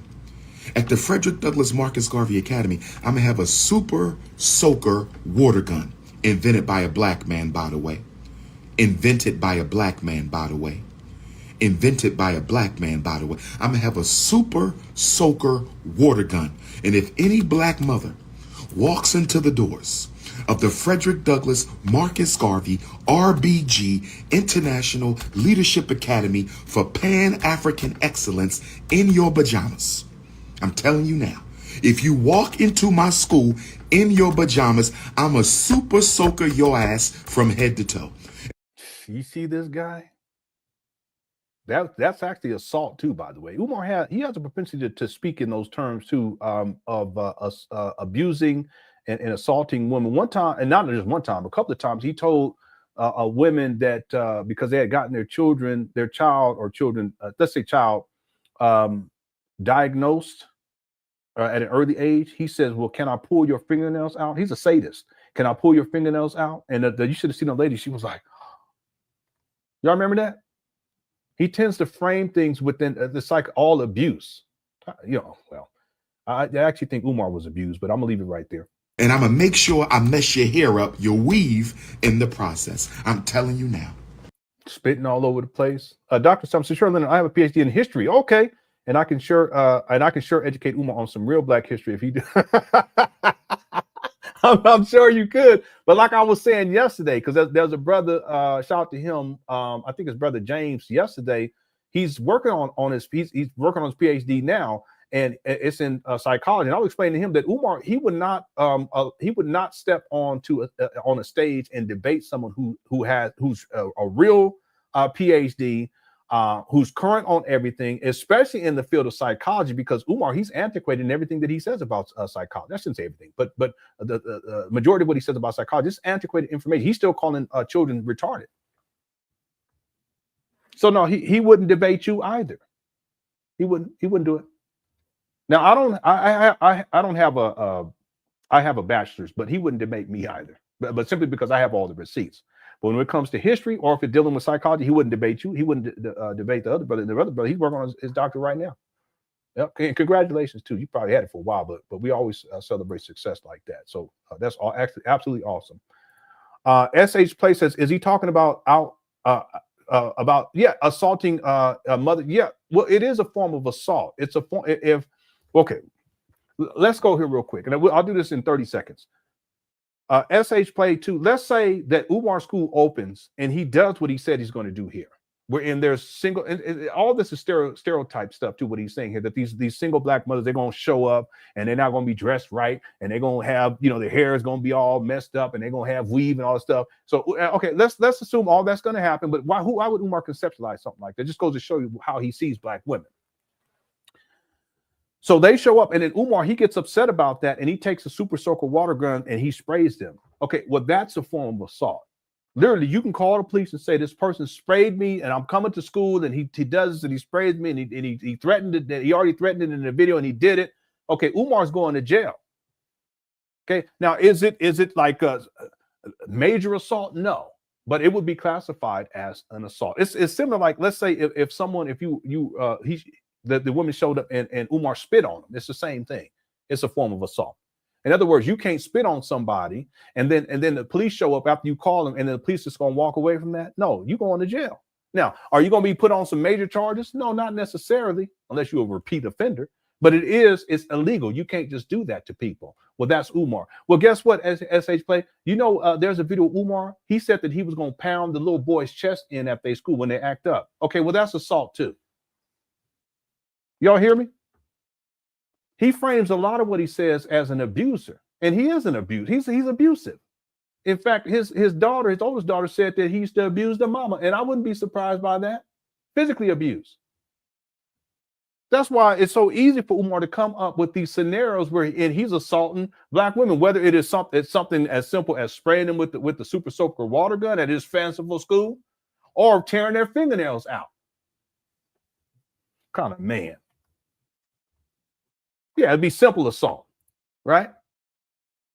Thanks, SH Play 2. Let's go. Let's keep going. Watch this. See, we an independent school. We can do that. We not a charter school. See, I was telling people how Umar has conceptualized FDMG is he can do whatever he wants, and evidently not just to the children, but to you mothers as well. See, and remember, going back.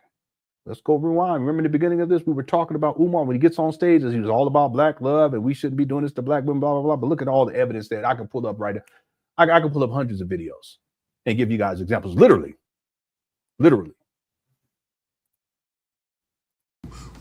We not a charter school. We not a public school. We independent.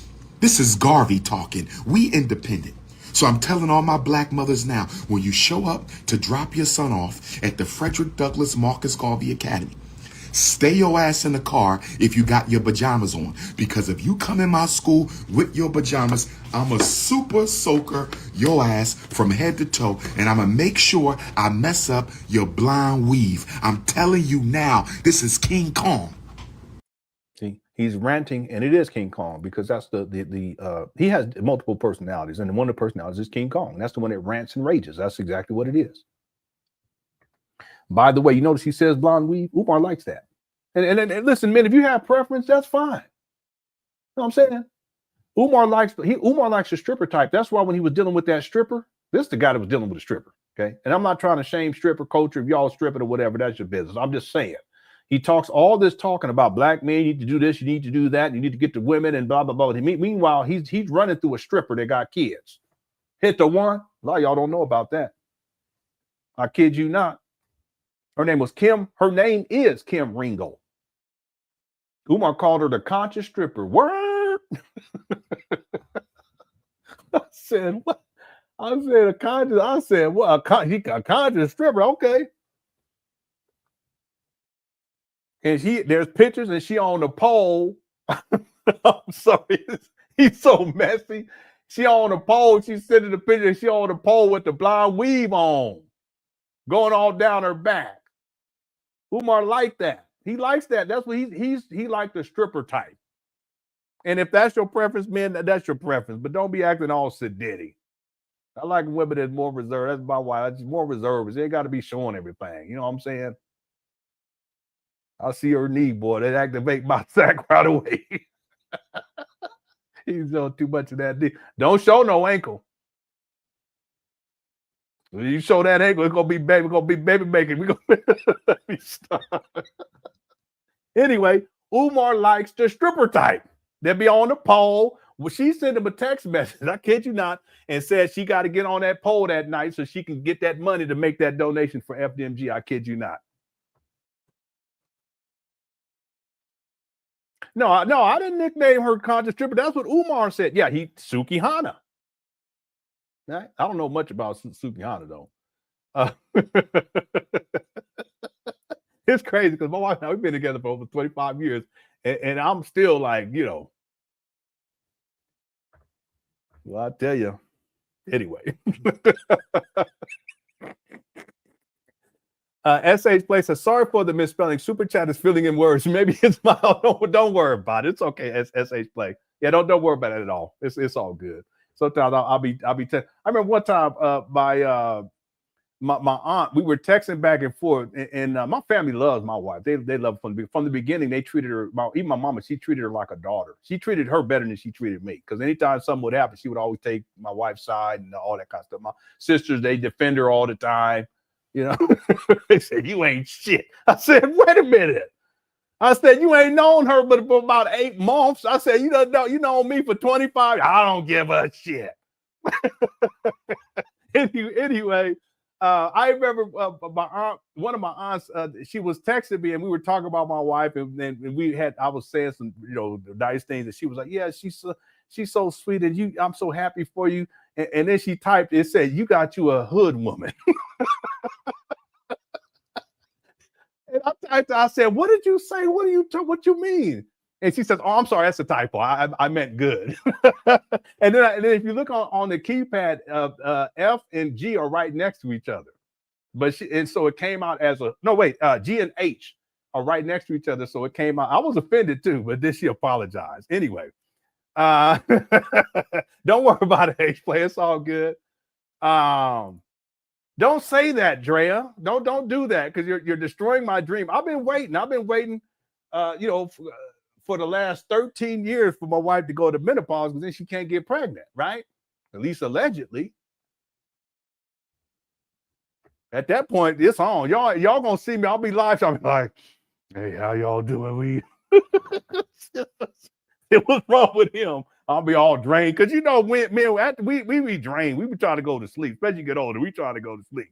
No, women be trying to talk. I said, listen, baby, can we talk about this in the morning? I'm going to sleep.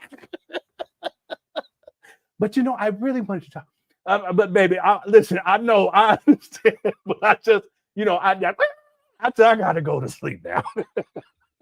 Anyway, I've been waiting for that menopause, because at that time it's on and popping. But Dre keeps saying, yeah, you can wait like that, but you never know. It can still be, and something happen, and then and then we be like, I don't know, I'm gonna be about 55. Here come the next baby number 6. Just destroying my dreams. Thanks, Dre. I appreciate you, sis. All right. Did I get to all these super chats? I think I did. Okay. All right. Let's start winding this down. I want to play the Super Soaker. We're going to get to the Super Soaker. Here we go. Shout out to the Cookie Crush Tattoo. Cookie Crush Tattoo undefeated. Thanks, everyone, too. Hope you're enjoying the show. If you're enjoying the show, go on and hit that like button. We got 750 people in the building. There is a poll, too. I'll check on that in just a moment. Yeah, shout out to the hood women out there in the Cookie Crush chat. I mean, good women out there. I bet you if I talk to my aunt, she probably would remember that, because she has a good memory. She's always been like that. My wife is like that too. I have a daughter like that, and my wife is like that. They will remember dates. They will remember, all kind of stuff. They'd be like, yeah, you remember that time when such and such, and the dog did this, and then it ran under there, and then there was a cat over there. I said, I don't know. I don't remember what you're talking about. I said, when was that?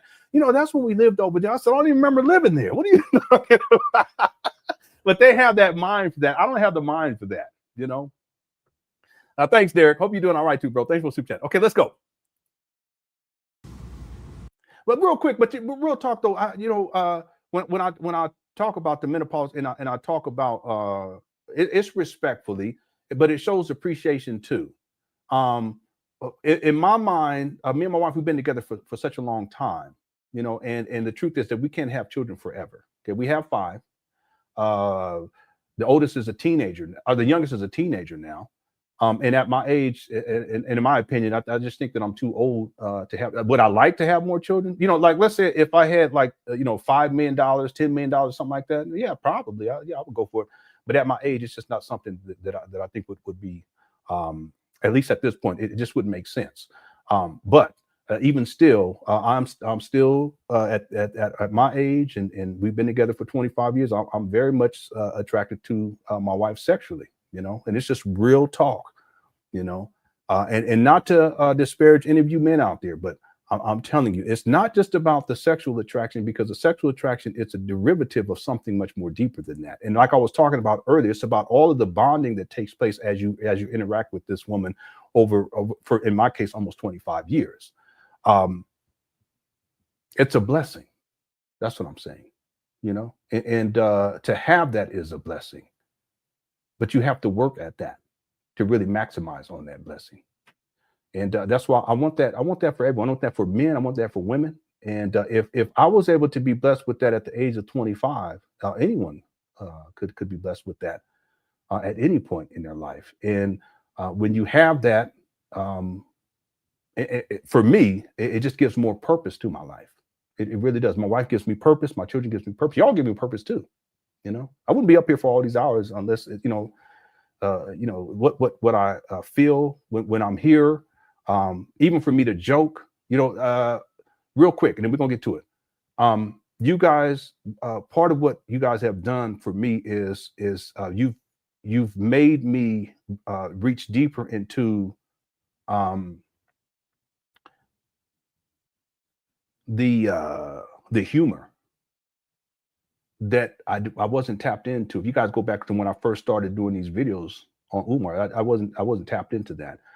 So as these years have progressed, I've been able to tap in. I feel more comfortable with it, and it's a blessing. It's enjoyable. It's more enjoyable. But then that is transferred over into the real world too, and it makes my life a lot better, and it makes people around me, their life more better because I'm able to be more jovial, right? I appreciate that.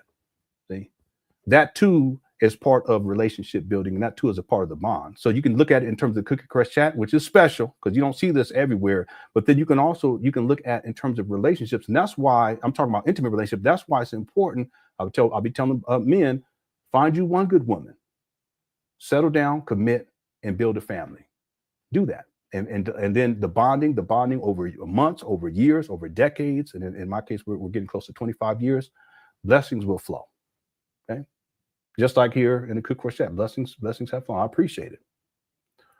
All right, let's get back to this clown. Here we go. Come to my school with your damn pajamas on, black mother. You just crawled out the bed after getting bent over, and you're going to come out the house straight out the bed with sex crumbs all over your body. You're going to crawl out the bed and come to my school with sex crumbs all over your body. Looking like a damn ghost because all that makeup you wear then ate your natural skin juices up. All that makeup you wear on your face then ate your natural skin juices up. So you look like a damn ghost without makeup with 10 feet long eyelashes. You show up at my school in some pajamas.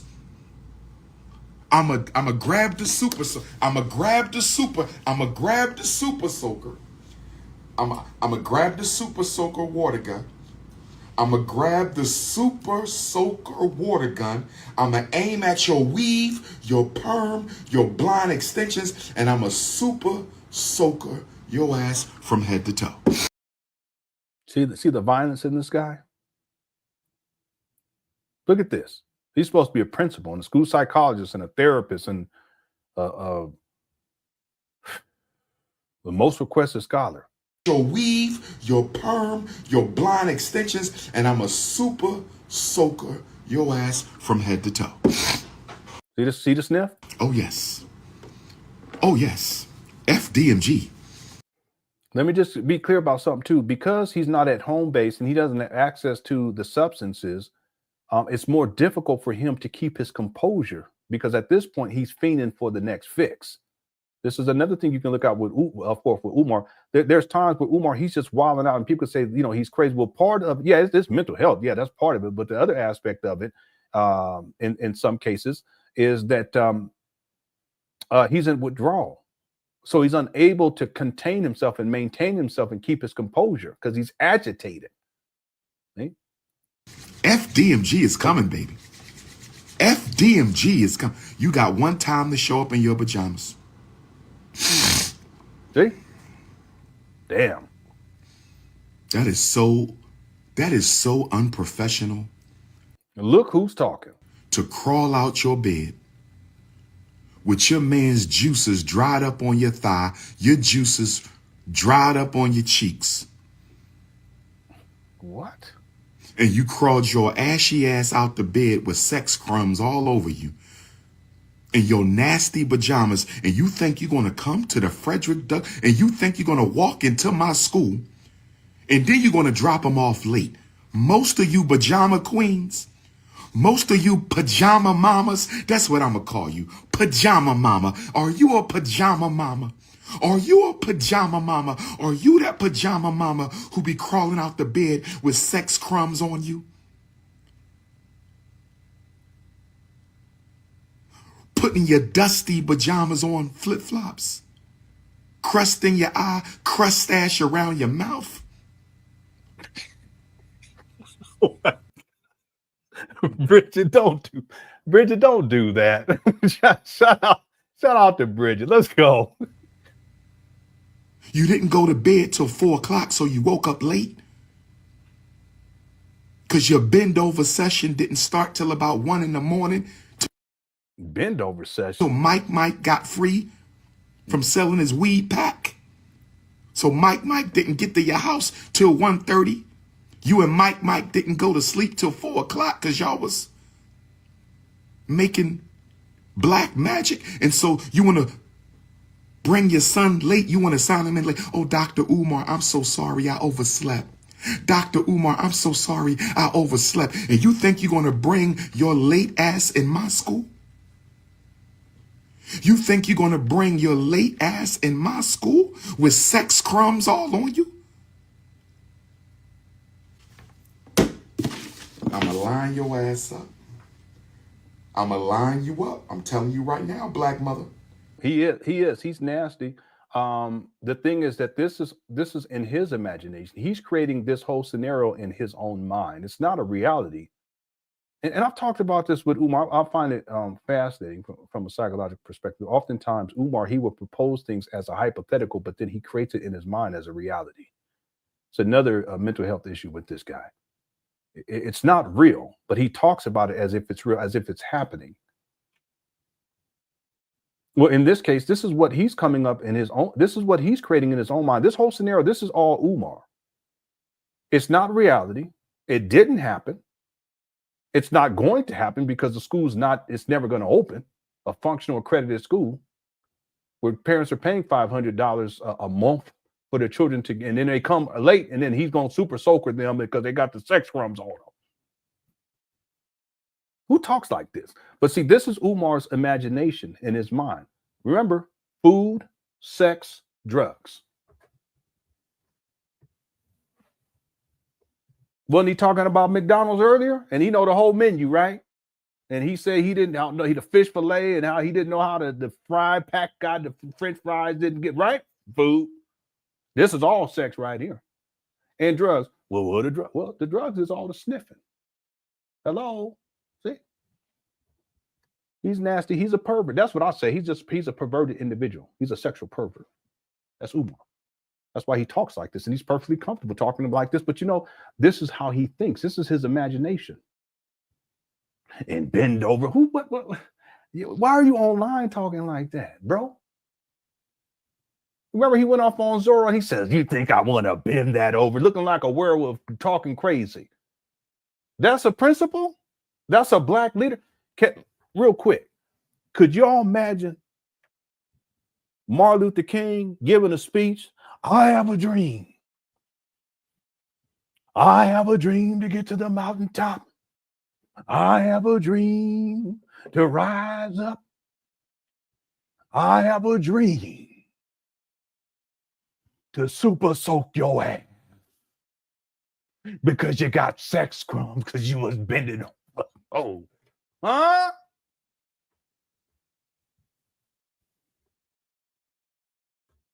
That's crazy.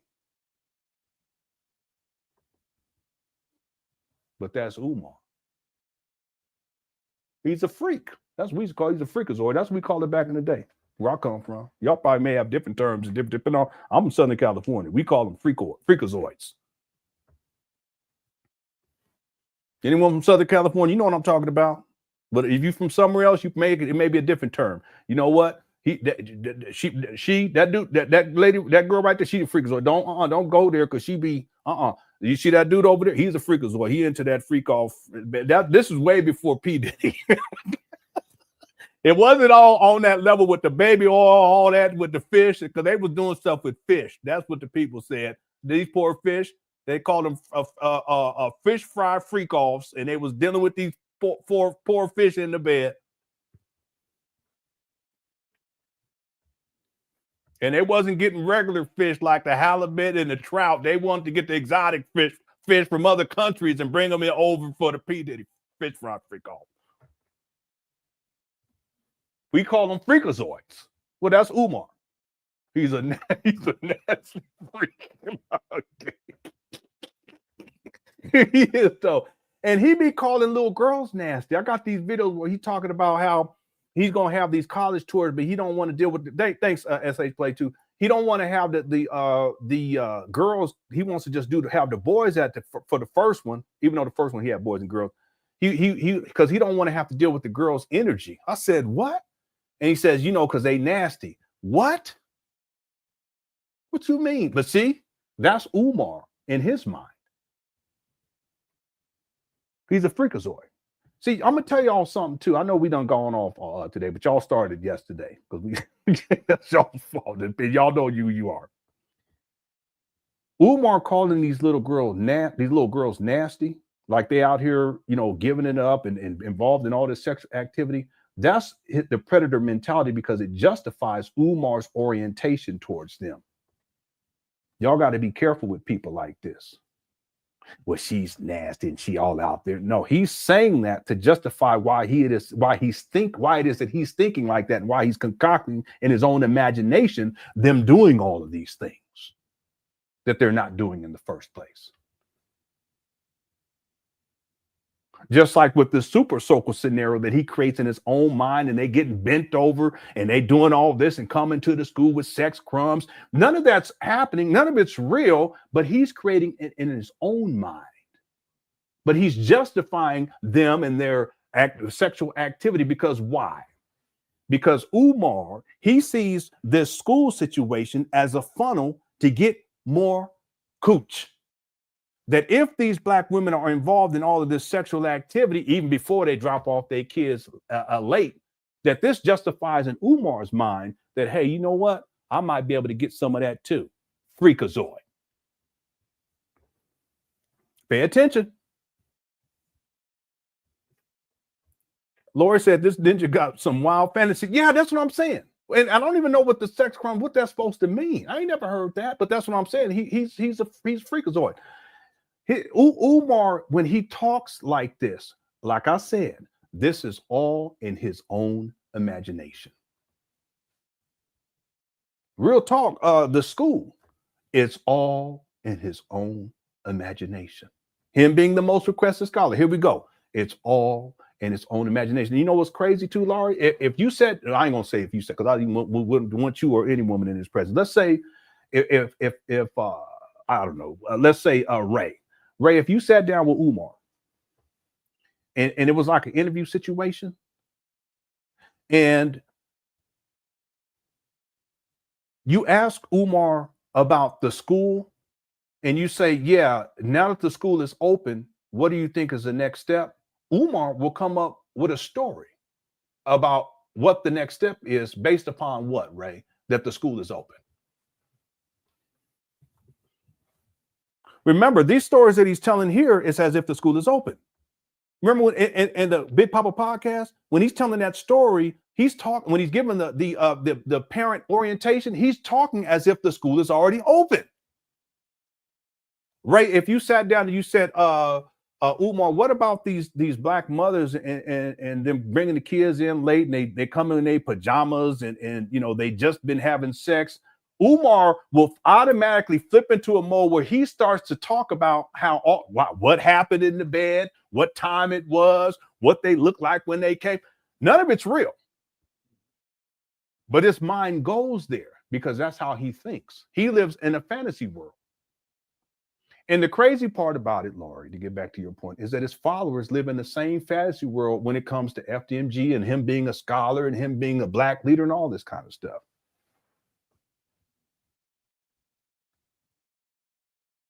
Can you imagine Malcolm X talking with these wild fantasies?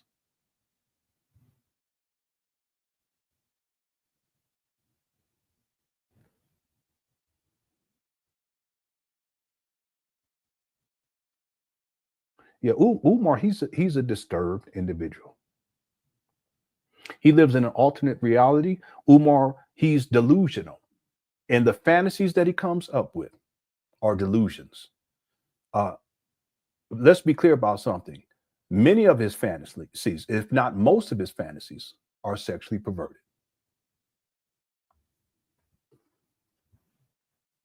Thank you, Laurie. People need to think about this, especially Umar Johnson followers.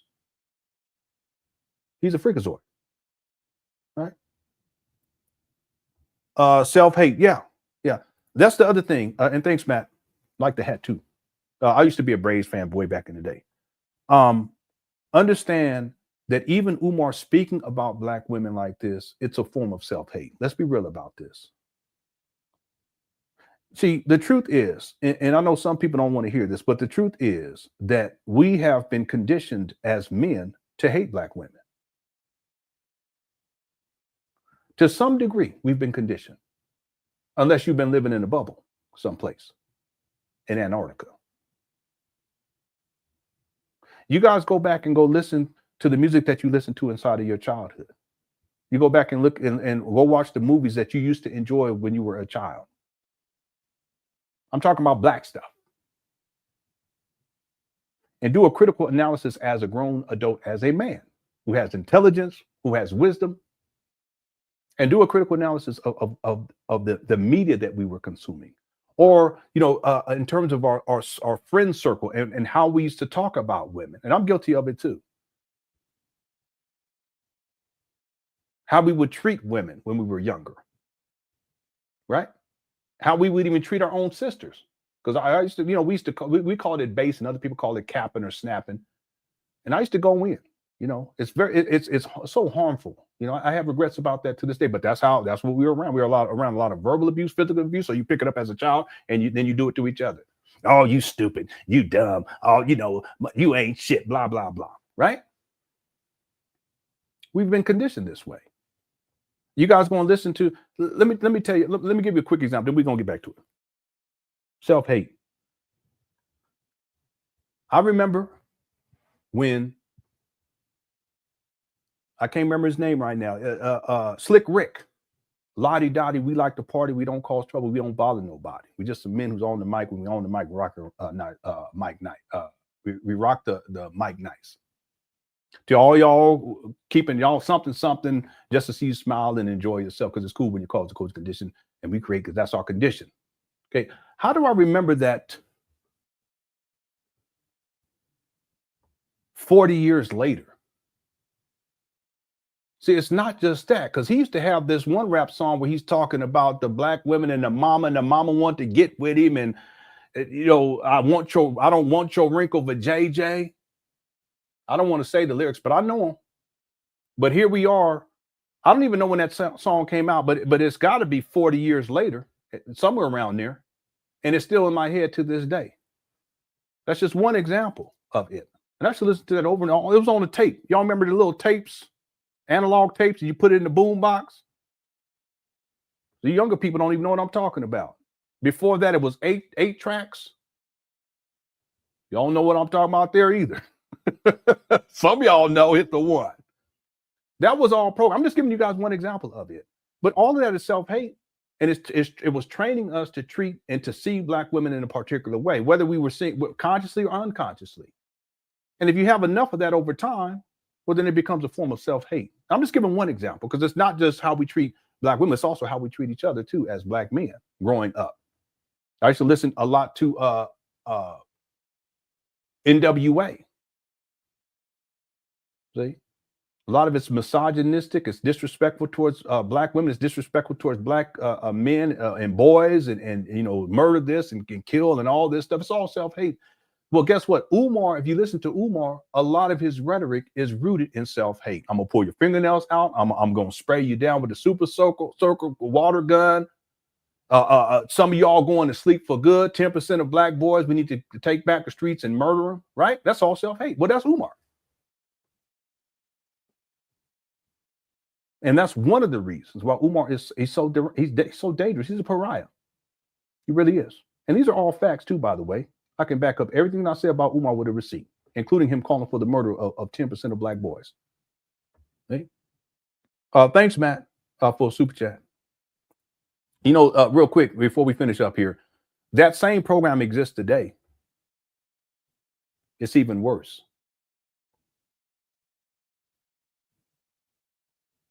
See, and that's another reason why we got to be present as protectors of our children, present as men to keep them safe as possible. They're gonna get in the stuff. They're gonna be listening to the wrong stuff, but you still say, hey, listen, so I just wanted to let you know and I told them there's a bunch of bullshit. I told them that you want to be out, you want to, okay, go on ahead, but just know that that's a bunch of bullshit. Right? But then they make their decision. But at the very least, we have to be there to kind of hip them to the game because it's all over the place. You can't get away from it. Unfortunately, other groups of people, they don't have the same type of programming. You don't have, I'm talking about on a massive level all the way across the board, all around the world. There's people in other countries and they think that all black people are thugging out and all this kind of shit. That's not true.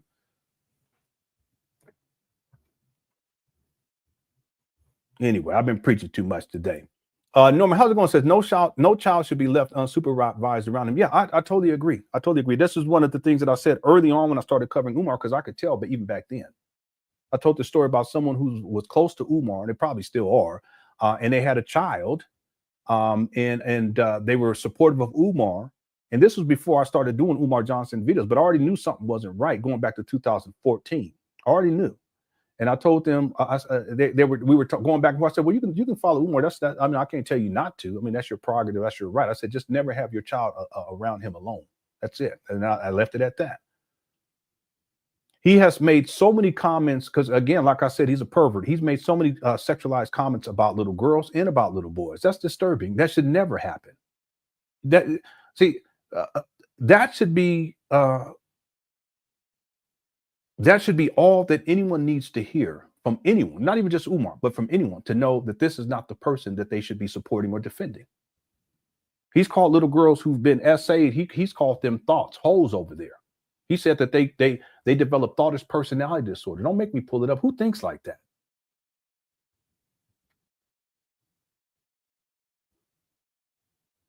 It's disturbing, but that's Umar. He's a pervert. He's a perverted individual. And I'm not saying that as hyperbole. I'm saying that as a statement of fact. See? And again, real quick, it's our job as men to be the front. I've been saying this for over a decade, to be the front line of defense for our children, for our wives, and for our children. And then that should also be extended to other children too, and other women for that matter.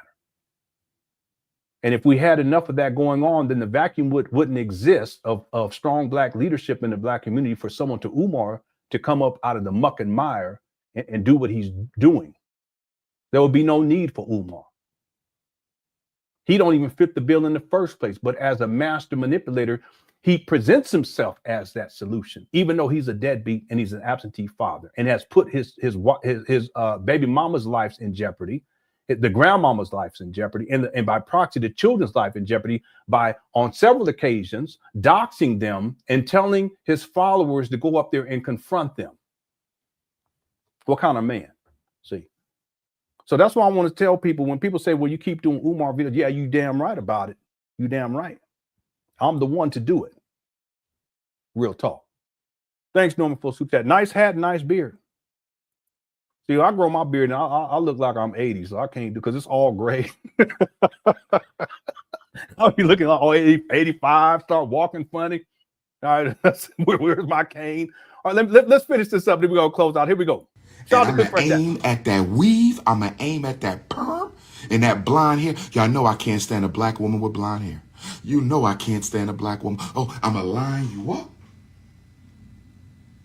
And I'm a super soaker your ass. Since you didn't want to wash your ass before you brought your son in, since you didn't want to wash your ass and you crawled out the bed with sex crumbs, since you didn't want to wash your ass, I'm going to put some alkaline water and I'm going to put a little, I'm going to put some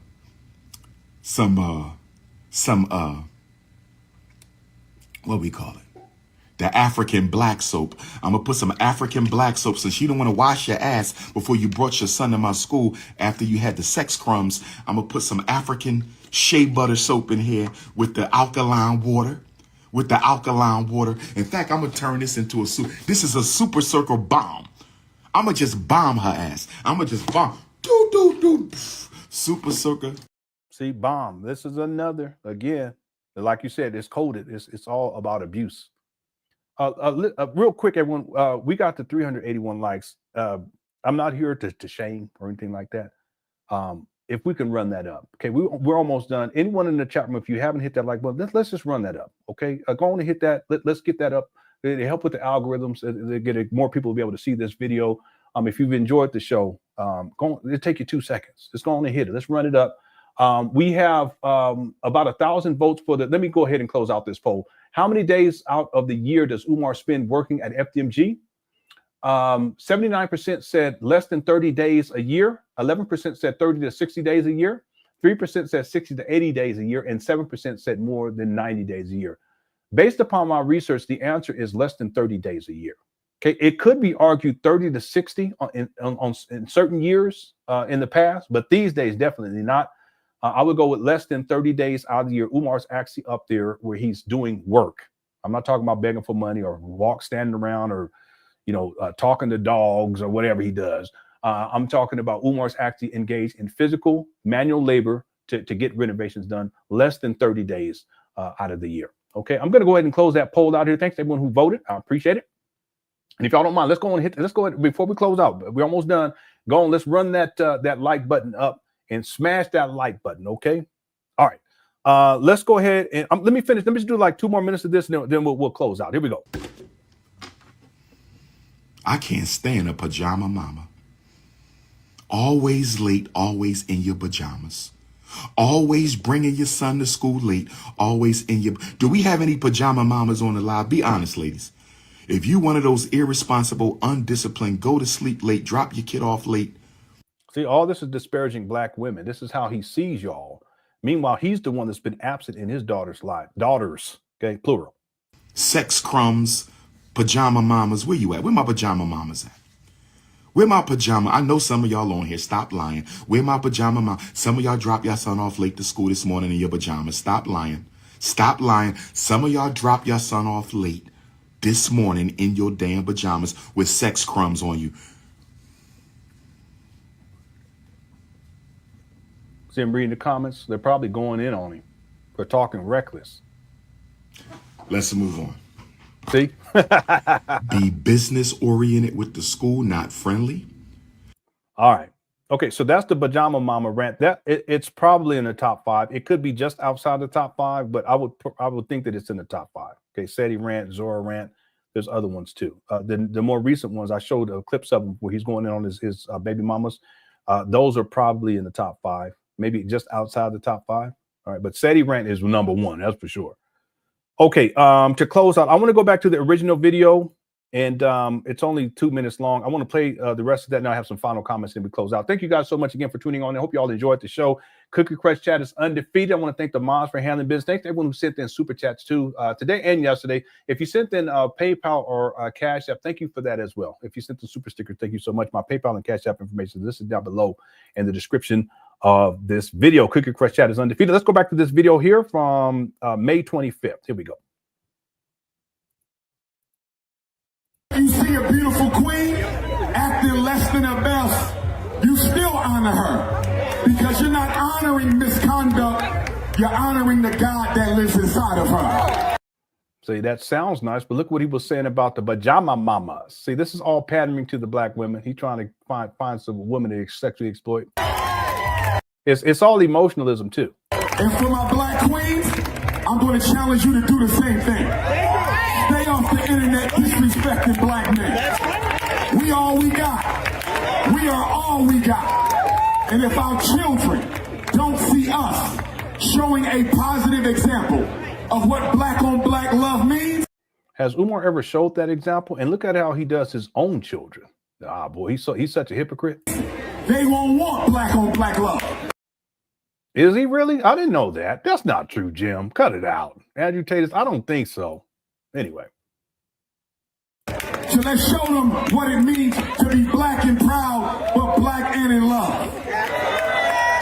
3 quick points and I'm gonna leave you. I'm a psychologist, so I gotta say this about our children. Okay, Umar's not a psychologist. Stop with the special ed evaluations. Stop with the ADHD evaluation. Stop with the application. Our children don't need drugs, they need love and parents who spend time with them. Okay, Umar has not spent any time with his children. The second baby mama, I'm going to presume the third baby mama, the third child too. I don't know as much about that because that baby mama hasn't been online to expose Umar. But the first child, Umar admitted that in and around 6 or 7, that he ultimately abandons her fully, but he wasn't ever consistent. He was causing all types of problems too. And she stated, as her words, that he was abusive towards her mother, physically abusive towards the mother. So Umar's not the one to be talking about any of this. All right. Yeah. Umar, it's just on the internet. And thanks, God, Lupin. Thanks for being here too. He plays one on the internet. That's all. Okay. Andrew, I did not know that. One of my sons was watching him. I said, son, that's a bunch of bullshit. I said, you're going to have to stop watching that. He stopped, but you know, it's easy to get caught up in that stuff. Andrew Tate's mix, not black. Okay. What's up, Edward? Thank you so much for tuning on in. Yeah, he does. He's just pandering right here. And he's not the one to be talking about spending time with his kids because he already admitted he don't spend no time. That's number 1. Number 2, every night in your house should be a quiet hour where everybody reads. Okay, real quick. First of all, Umar does not have his own home. Okay, he's been homeless since 2019. He stays inside his mama's closet when he can. Other than that, he stays in hotels and motel rooms, and he's not reading to any daughters or any children because he's absent. He's a deadbeat. Grandma reads, grandpa reads, mom, dad, son, daughter, because our illiteracy rates in the black community are low. Wow. A lot of our people can't read. And I'm telling you. Listen, I can read you, Umar, and you a scam artist. Okay. I'm not sure if you would remember, but what is the name of the young man that did the rendering of FDMG? I can't remember his name, but I still have those renderings. I may include that, at least some of that inside of the documentary, simply because that's another person who reached out to Umar to do work for free that would have pushed the project forward. But Umar, when it came time to get busy and handle the business, he ghosted them. Umar has a history of that, Willie. He has a history of that. He did that with another brother, Brother Marion, rest in peace. Good brother. He's the one that encouraged me to pursue a degree in cybersecurity. And I have a bachelor's in cybersecurity computer technology now. And throughout the process, he was there. He was there for me whenever I had questions, because he was into IT. If I needed resources or if I needed research stuff that stuff I couldn't find, he would help me out. And he passed away, rest in peace. But he was going to do Umar's website for free. He specialized in SEO. It's optimization, search engine optimization. And he was going to do Umar Johnson's website for free. And when it came time to get things rolling, Umar ghosted me. Umar's not serious about opening up a school, and that would push the project forward because you would actually have a website that functions as a landing page where all information about FDMG is present, and people could just go and look up information, and the donation button is there, videos are there about the school project, the timeline, all that kind of stuff. And this brother was going to do all that for free. It's a lot of work too, by the way. Thousands and thousands of dollars of work. He's going to do it for free. There's another brother that offered to do the HVAC and to do the plumbing, and he was going to bring a whole team out. I think they were in Michigan, if memory serves me, because it's such a long time ago. And it was for he worked for a major company because he sent all the information. I looked at it because I vetted the guy. In fact, he told me, he said, listen, I just want you to know, I'm not making any of this up. In fact, here's all of the information you need to go and check me out and to check out my credentials, but then also to check out the company that I work for. It was a major company, and what they would do is they would allow for the workers there to do a certain amount of hours per year to do community service work, and it becomes a tax write-off. This makes sense? So he put together a team that was going to go down and get the HVAC and the plumbing done, not electricity. It was HVAC and plumbing. And so Umar was communicating back and forth with the guy, but then when it came time for the guy to come take a look, Umar stopped responding. Now, if the same brother, it was a brother, if he decided to send Umar, let's say $40,000 worth of work, $50,000 worth of work, as a donation, Umar would have taken that. It would have probably been more. It would have been more than $50,000 of work because he had a whole team. And he said they were going to block out, I think he said like a week of time or 2 weeks or whatever it was. They was going to come in and handle that. But Umar doesn't want that kind of help. He just wants money. And there's plenty of other stories. There was another guy he was in the IT. He was going to help Umar with the production, the video production, because he was like, you can really up the video production on your videos. You'll get more support that way. It'll look more professional. I know what he's talking about because I know how to do video editing in Premiere Pro. I produced a couple of documentaries using Premiere Pro, actually more than a couple, dealing with Premiere Pro, full-fledged documentaries. Umar ghosted him. He was going to do that for free. Plenty of people have come out to try to help Umar. So the point is that really what it shows is that Umar's not serious about opening up a school. What he wants is money at the end of the day. And his life, the way that it works is it's easy. It's an easy life in essence, even though it's a hard knock life because he has all these addictions and substance abuse, but it's an easy life because all he has to do is continue to promote the idea of he's opening up a school and money just keeps continuing to come in. Not like it used to, but it's still free money. And then what he can do is he can just be a vagabond and just travel the world like he's doing right now. He's not up at the school consistently, and he has free money coming in. And then they're also providing with room and board. He's been homeless since 2019. They gave him food. They gave him a place to stay. They get another rental car while he's out there on the donor's money. And then he's out there until he can't be out there and is out there traveling. And then he got to come back to home base, back in his mama's closet. And then the cycle starts over and over again. But all of the people that have come out, and I'm just giving you just a couple of examples. I'm sure that there's plenty of other people who've offered help to Umar, hundreds of people at this point that I don't even know about. They never reached out to me and told me about it or showed me receipts of how they tried to help Umar. Hundreds of people that haven't come out, but Umar doesn't want that. What he wants is money. See? Yeah, it's sad. It's sad. Thanks, Willie, for the super chat.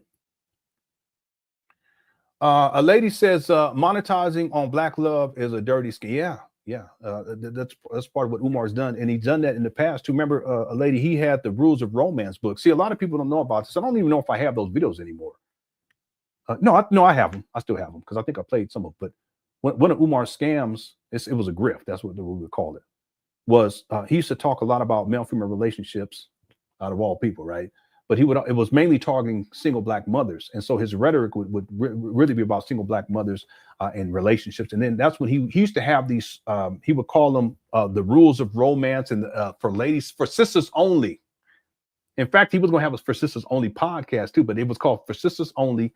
And he would have these women come. I should play it, but we ain't got time. And he would just pander. But really, that's just him, lining women up to sexually exploit them and financially exploit them. So in essence, he was weaponizing and monetizing this idea of Black love. He has a long history of that. Yeah, it was called, and part of that was a Rules of Romance book that he was going to write for the sisters. Boy, he's a piece of work, ain't he? Yeah, y'all hit that like button. Stop being trifling. Thanks, the lady. Thanks, Willie, Norman, and Matt. We're going to close out now. Here we go. Now, if your son or daughter can't read on grade level and they got a video game system in the home, if they can't read on grade level, but they got a tablet in the home. Why does he assume all this about Black people? It's sad. If they can't read on grade level, but they got a cell phone and Air Jordans in the home, then you're not doing your job. Look who's talking about doing their job, this deadbeat. Wow. Because the number one job of a Black parent in America is to teach Black children discipline. Except Umar. And he's the most undisciplined. And let me give you Dr. Umar's definition of discipline. Discipline is the ability to do what you don't want to do when it has to be done, whether you like it or not. Like get out your mama closet. Make sure your child has that. Third and final point for tonight. Every Black parent in America is a homeschooling Black parent. Except Umar. He ain't educating none of his kids, and he's homeless. You can't be a homeschooler if you ain't got no home. Deadbeat. living in mama closet. Your child goes to public school, you still a homeschool parent. They go to charter school, you still a homeschool parent. If you're not taking them to the public library once a month, you're not on your job. Umar, are you taking your children to the public library once a month? Furthermore, this is 2025. Yeah, y'all can go to the library, but you can also just get online and get whatever resources you need. You ain't got to waste no gas or no driving time or none of that stuff. Yeah, you can still go to the library. That's fine. Umar don't know that though, because he's a deadbeat. Last time he dealt with it, it was only library. There wasn't no internet back then. If you're not taking them to the black bookstore once a month, you're not on your job. If they're not going to a black museum to learn knowledge yourself, you are not on your job. Umar, you ain't doing none of that, so you ain't on your job, deadbeat. Bum. Understand this. If a black child has a teacher that cares and a parent that doesn't, they will still make it. Yeah. If they have a parent that cares and a teacher that doesn't, they will still make it. If they have a parent that cares and a teacher that cares, they must make it. And if they have a teacher who don't care and a parent who couldn't care less, they can never make it. We are the babies. The babies are us. Black men for black women for black men, all black everything. Black. Yeah, but you know what? You ain't none of that. You're a deadbeat. Now watch what happens here at the end. Men, all black everything. Black queens forever. Black love, Columbus, I love you. Black power. He thought they were going to say, because he gives the chance, Black Queens forever, that they were going to say Snow Bunny Never. They didn't know nothing about that Snow Bunny Never. So it didn't work, Umar. Cut it out. Goofy. They gave this guy 4.5 minutes to talk. He think he a keynote. No, they just let you talk a little bit. Now get your deadbeat ass off the stage. Give it up, give it up. Brother, ooh, give it up for him, y'all. Yeah. Hey, look. All right, let me show you one last thing because someone sent this to me. So this is Umar after this event. And remember, he met Talib Kweli and he met Dave Chappelle during this, at this event, right? I showed this before. And again, he's disrespected Dave Chappelle a number of times and disrespect Dave Chappelle's wife with the snow bunny, calling Dave Chappelle the snow bunny hopper, and that his wife was she's Filipino, but he called her, he referred to her as a rice bunny. But then when he meets Dave Chappelle, he don't have that smoke. In fact, look at this. See, Umar is all talk. He's all talk, and he will run his mouth online, but in person, he turns into a super fan. Okay, he's a punk. Real talk. Let me just play this last thing right here. It's 2 minutes and 37 seconds. Then we'll be up out of here. Check this out. And I haven't watched it, but someone told me that I should play this, so I'm gonna play it. I hope the sauce ain't super spicy, man. Man, look, what is that? Fish? I don't know what that is. Yo, no way. Yeah, that's fish. I went to Coast. Colt, yeah. Private school. Or PWI, bro. Private school, though, right? Yeah, Trevor. What postcode is Andy? SCT. Are you live? Yeah. I'm live. So Bob is eating that fish. Burnt the soup burnt in his mouth. We're live on IG. We've got On his account. On his gun, yeah. Yeah, he's gluttonous. Whereabouts are you from? Look at this. See him sniffing and stuff? He got to get back to home base. Look at him.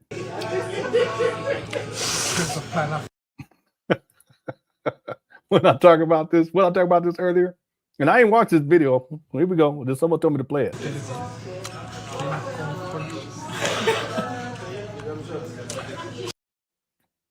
He going, boy.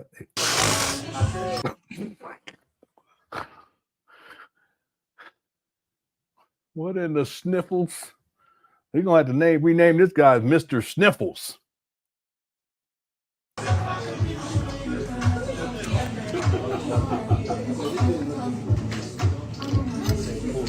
Fish is good. Yeah, it is, because let me just say, I gotta say this, that he sniffs it, and he just I don't mean to say, I apologize. Okay, but he just swallows it.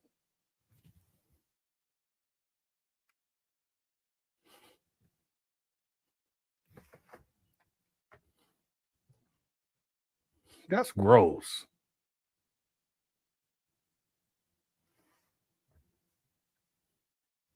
It is, Erica. It is. It's just nasty.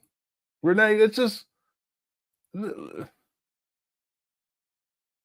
it is. And see, that's the thing. I know the women don't like that at all. Because, man, we'll spit whatever. But the women don't like that. And then for Umar to live stream himself do it, I don't know why he would even do that. How's it going, honey pot? It's that post-nasal drip. See, that's part of what happens with Umar. Uncle Joe, what's up, Uncle Joe? With Umar, what happens is that when he can't get that stuff, he'll start having withdrawal, and it's called post-nasal drip. Y'all can look it up for yourself. Go look it on Google right now. It happens every single time. It's a withdrawal symptom. Him scratching is withdrawal. It's just when he's further along in the withdrawal. And so you see him, he'll sniff because of the post-nasal drip that's taken. It's back here, and it's dripping. And instead of spitting it out, he just swallows it every single time. Every time you guys see him sniffing, that's what he's doing. That's gross. Who do you think is the most conscious celebrity there? Most conscious celebrity? Well, I was just with Dave Chappelle in Ohio, Talib Kweli, Dave Chappelle, Katt Williams. You was with them. Where's the picture of Katt Williams too, by the way? Maybe. Did anyone see Katt Williams? Anything about Katt Williams being there? Now, it's possible. Someone, if you have the receipt, send it to me. It's possible that he was kicking it with Katt. Umar got to tell you. He always got to exaggerate shit. Yeah, I was just with Talib Kweli. We was working on some raps. He asked me for some advice on some lyrics. Yeah. Dave Chappelle, he was working on this monologue with the jokes. I said, I'm gonna help you with those jokes. Also,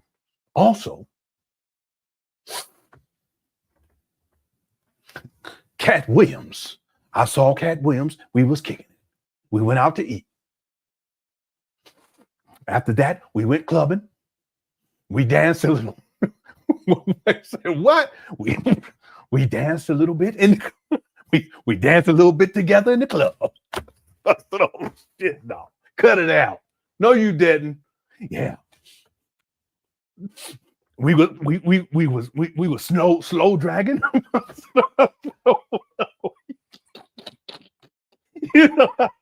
Umar, he be throwing new people in, and the stores be fighting, just be going all kind of stuff.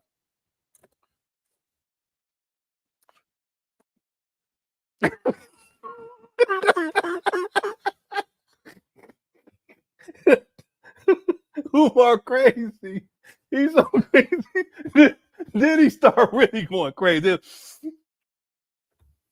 Mad Heads was there. Yolanda. Honey Pop brought me some cake. I said, Umar, stop. Don't do that. Now listen, is it possible that he saw Katt Williams too? Yeah, it's possible. But wouldn't you think that if he saw Katt Williams, he would have took a picture with him? Come on.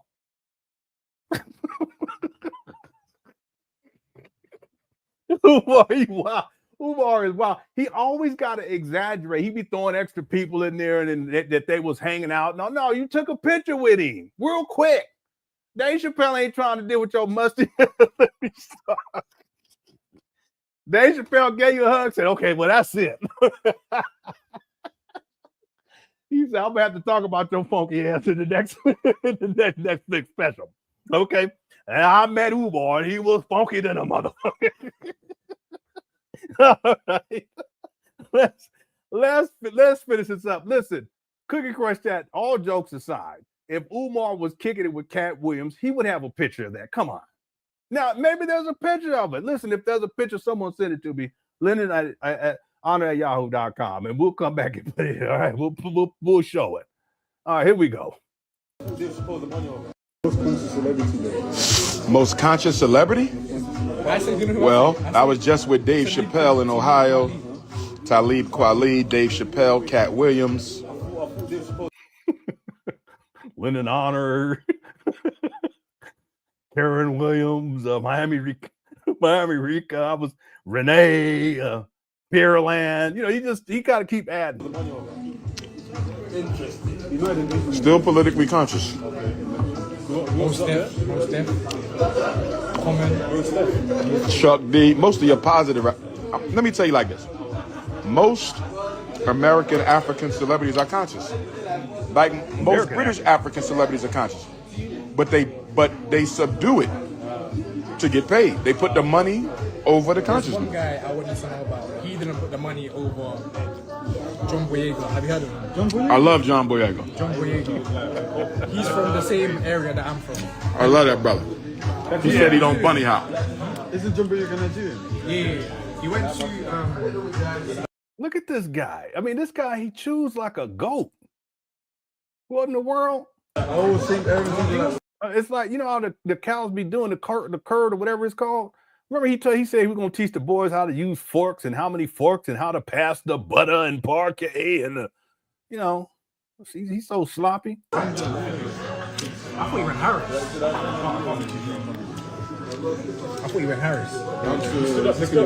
Yeah, the one in COVID, and that's it. And I feel like after he did that, his career. Why is he live streaming this? After he did what? During 2020, the Black Lives Matter movement, he was very outspoken on the issue. John Boyega? Yeah, that's what it's called. You don't agree with the Black Lives Matter, as in. I agree with it in principle. Yeah. Because it was started by grassroots. He said, listen, I'm picking this fish up with my hands. I ain't got time for no fork. I'm going to eat it with two hands like it's a watermelon. Brothers and sisters in St. Louis and Ferguson. It was co-opted by the LGBT and turned into the Black Lives Matter that was ran by the lesbian sisters. Another one. You know there what he guy goes. called Damson Idris? The name sound familiar. He did Snowfall, the TV show, Franklin Saint. Yeah, I'm not familiar with him, I know who he is. He's politically conscious as well. Obviously, have you seen the thing he posted recently? No, what did he post? Something about protecting black women. Damson is not politically conscious, he's not. Look what's on the screen in the back.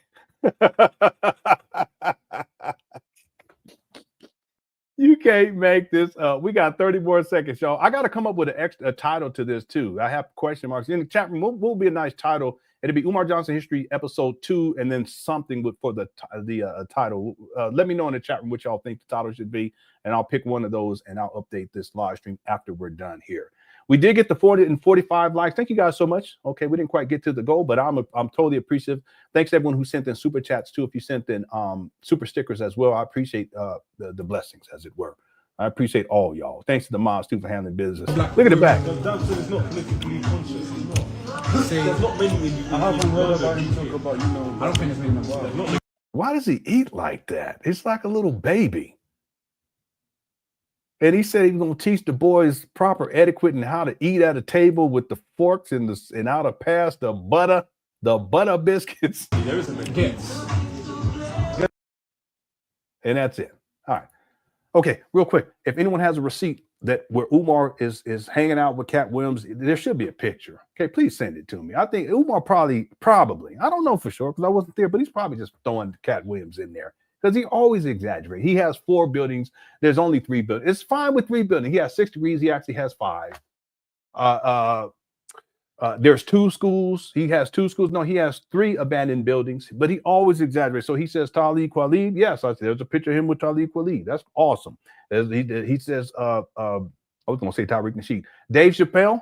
And there is a picture of him with Tariq Nasheed. Dave Chappelle. Yeah, he has a picture of Dave Chappelle. Okay, but if in fact Umar, and that's great. If in fact Umar was kicking it with Katt Williams, shouldn't he have a picture of that too? Where's that picture at? If anyone has it, please send it to me. LenonHonor@yahoo.com. Again, if you guys have any suggestions for a title, for this particular video, please post it inside the chat room. I'll make sure that I'll change the title, or at least the question mark part of this with one of the, I just picked one of them, one that fits the best, and I would definitely appreciate that.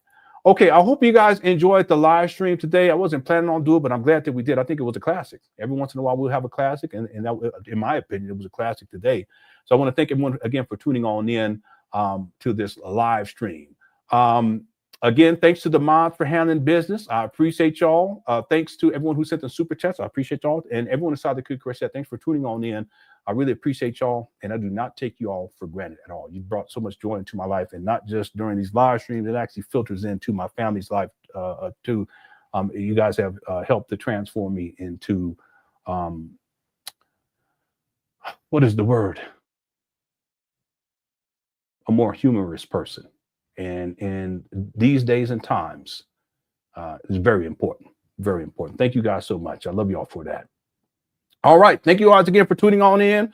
Please enjoy the rest of the evening as we always do. Oh my gosh, so you're fancy, huh? Yeah, black community activist. Ah, Yes, ma'am. okay, Yes, ma'am. Well, good for you. Thank you. Thank you. See your eyes shine, she's my snow bunny face. In the winter light, so she's my sweet dust of me. I'm gonna turn this down just a little bit so I can give out some shout outs. Thank you guys so much. Yeah, y'all hit the like button. I appreciate it. Thank you, Sky, God's Little Princess, Star Stone, MDICE. Thank you so much. Thank you, Erica. Thanks, God's Little Princess, for having me. I always appreciate you. Last one standing. Thank you so much. Yeah. Yeah. Hey, Renee. Oh, that's okay. You can always check it out in the archive. Thanks, Black Mario. OJ. Uncle Joe. Thanks, bro. Appreciate you. King KO.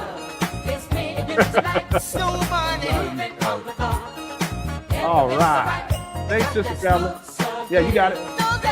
Thanks, Ragonito. Appreciate you. Leslie Purple Peony. Thank you so much. Monroe. Hey, Miss Independent. Thanks for tuning on in. Thank you. I appreciate you. Yeah, salute to you. Thank you so much, Starstone.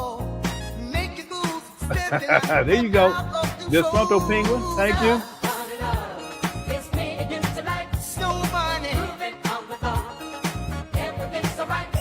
Yeah, this song is jamming. Thanks, True Song, True Sad, and Ice in the building. Want cookies. Crush. Come on, wow. Crush. Thanks, y'all, Kim. Crush. And Laurie and Jazzy Jazz. Or Jazz. Yeah, good success on the feet. Thank you, Bad Hands.